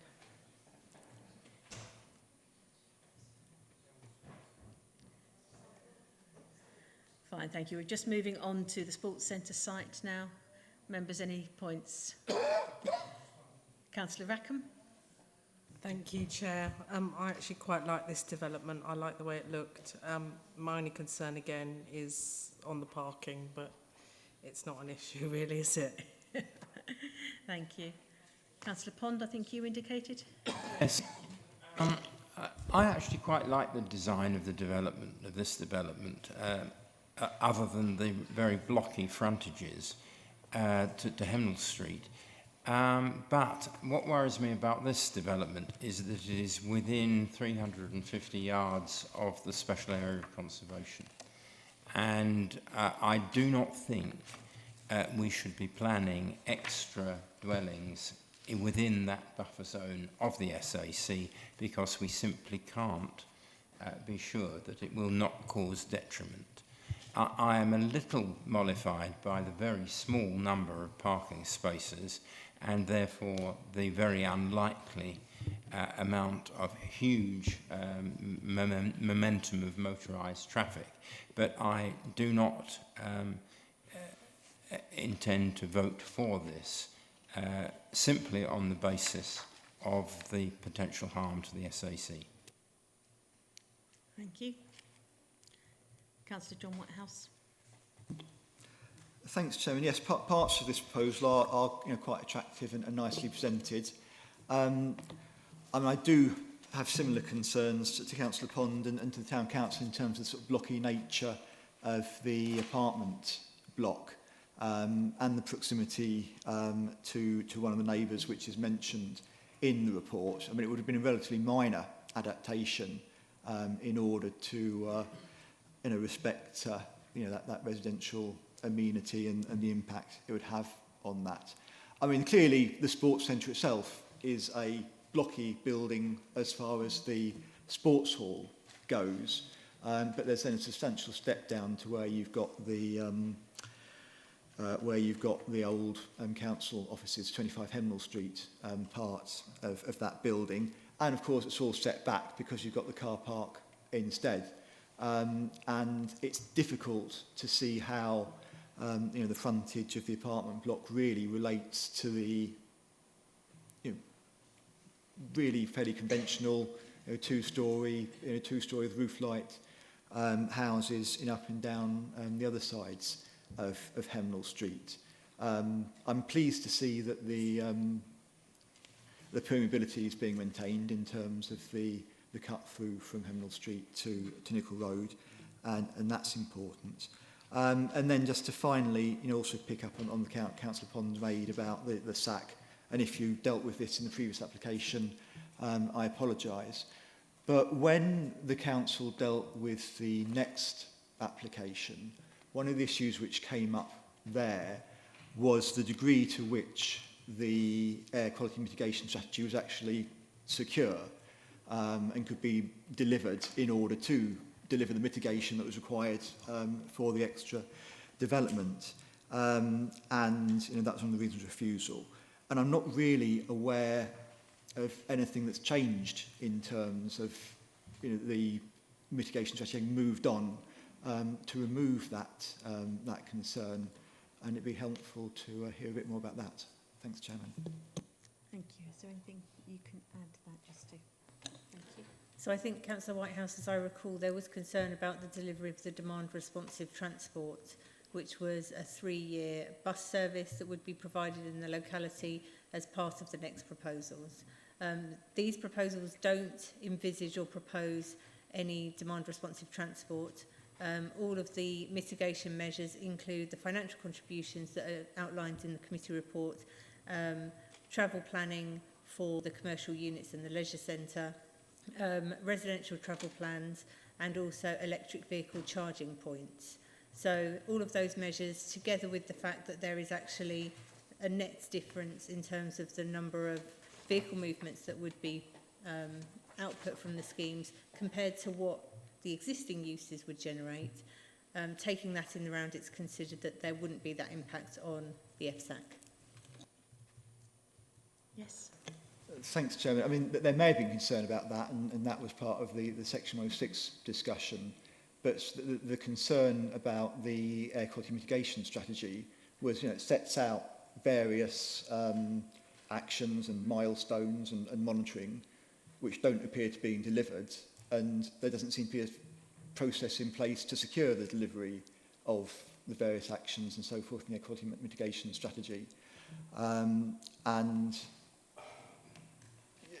has anything changed since that discussion was held with regard to the next application?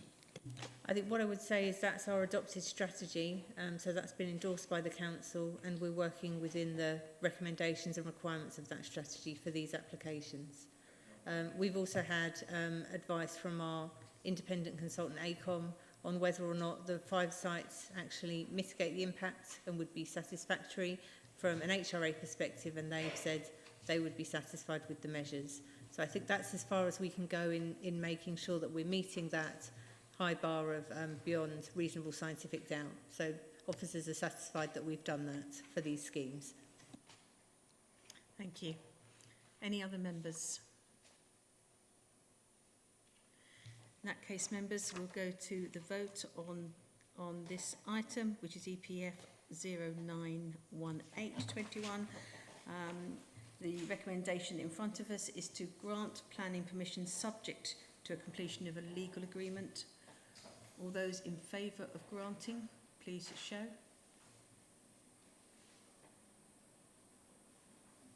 Ten, Chairman. Those against? 2, Chairman. And abstentions? 3, Chairman. Thank you. That application has been granted. Thank you. Right, members, we now go on to item 13, which is the Civic Office Seconda building. Open for discussion, members.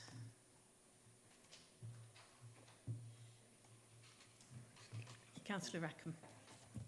Thank you, Chair. I'm sorry, I don't want to go on for too long.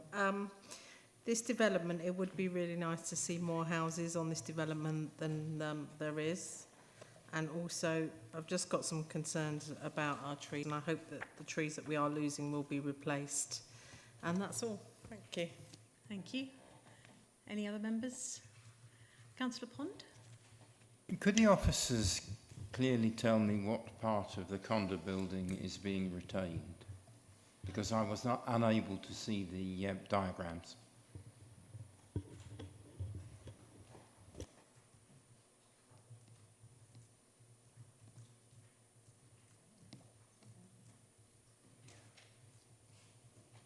We're just getting it up on the screen for you, Councillor Pond.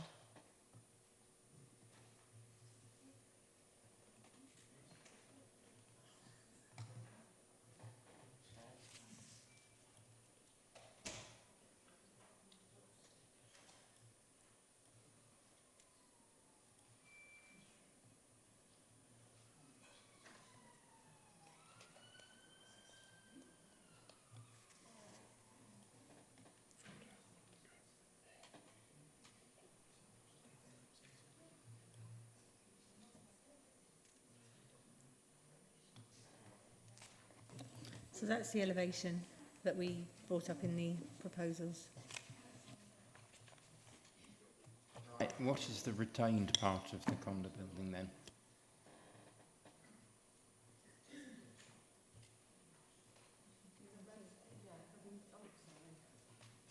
finally get to speak. The original Civic Officers building is being retained, but the more recent add-on is being entirely removed.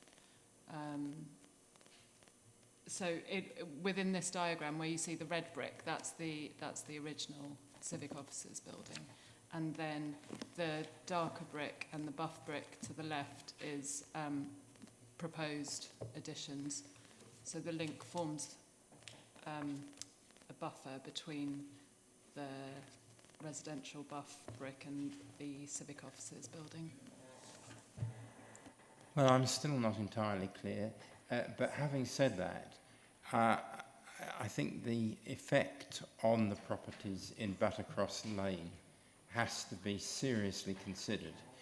At the moment, Buttercross Lane is a pleasant and self-contained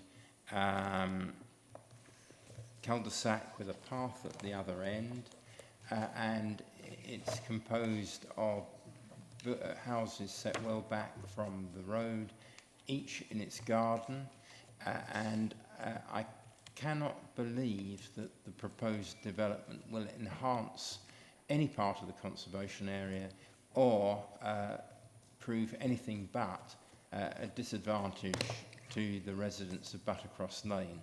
Once again, I would have liked to see what is proposed from the gardens of Buttercross Lane, but you voted against that. So once again, I think I must, on behalf of the residents of Buttercross Lane, oppose this until it can clearly be demonstrated to me that no detriment will take place to them. Thank you. Councillor Kane. Yeah, on this point, am I right to say that the bridge that actually joins the two buildings is part of that remains from the civic offices to the... No, that bit is removed. That's part of the...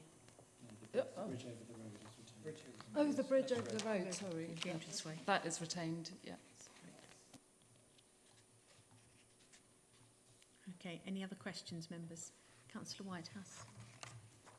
Yeah, I mean, the conservation comments on this application are sort of surprisingly, I thought, sort of vigorous, but I mean, vigorous nonetheless, particularly in terms of roofing materials and so forth. And I couldn't quite see, I may have missed it, but I couldn't quite see in the report where that materials issue was addressed. It'd be helpful to get an answer on that.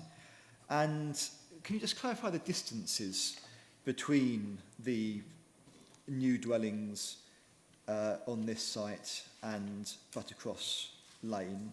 I mean, they do seem to be closer together than normally we'd find acceptable, but if you just clarify what those distances are.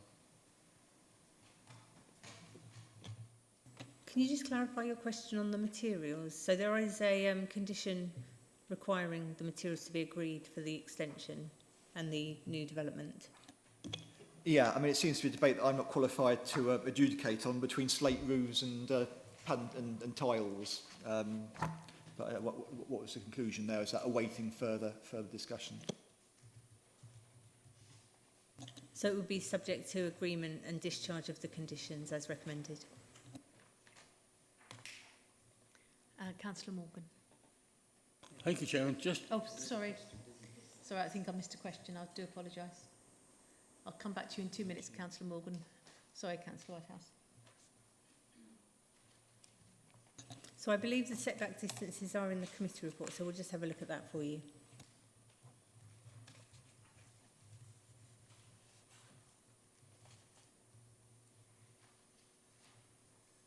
Can I take Councillor Morgan's while you check in?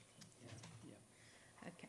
Councillor Morgan, if we take your question while they're looking up some figures. Okay, just going on from Councillor's question regarding the bridge, did the officer say it was going to be demolished? No. It's on the plan, it's still on there. Sorry, it's not going to be demolished. Thank you.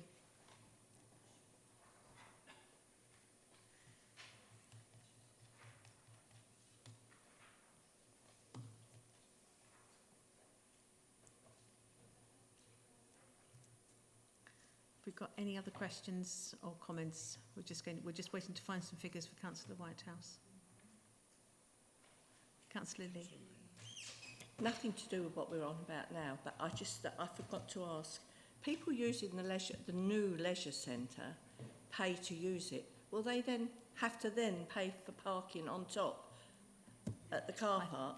I think they will. Yeah. Don't think they'll like that. Glad ours is free.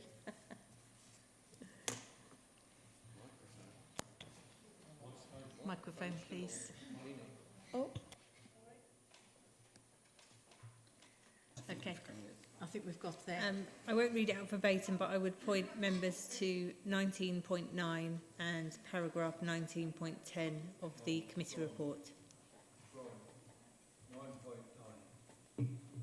19.9.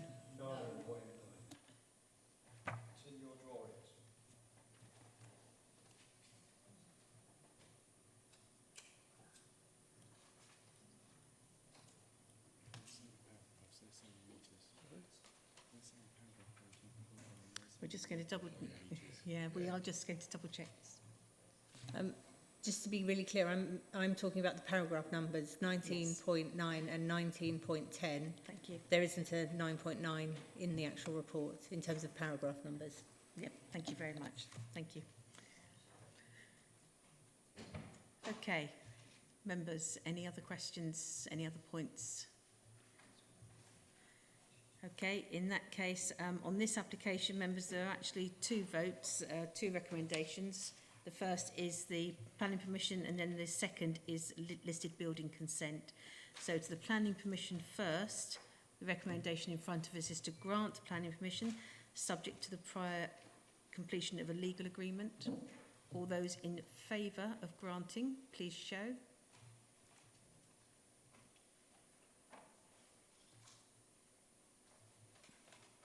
Ten, Chairman. Those against? 5, Chairman. And that means no abstentions. No abstentions, Chairman. Okay, in that case, planning permission has been granted. And I'd like my vote against recorded, Chairman. Thank you. And the second vote is for listed building consent to be granted, subject to conditions listed in the Appendix 1B of the report. All those in favour of listing building consent being granted, please show.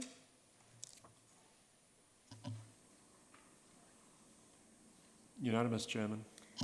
Thank you. In that case, both those recommendations have now been granted. Thank you very much indeed. Right, members, moving back to the agenda. Item 14 is any other business? No, Chairman, thankfully.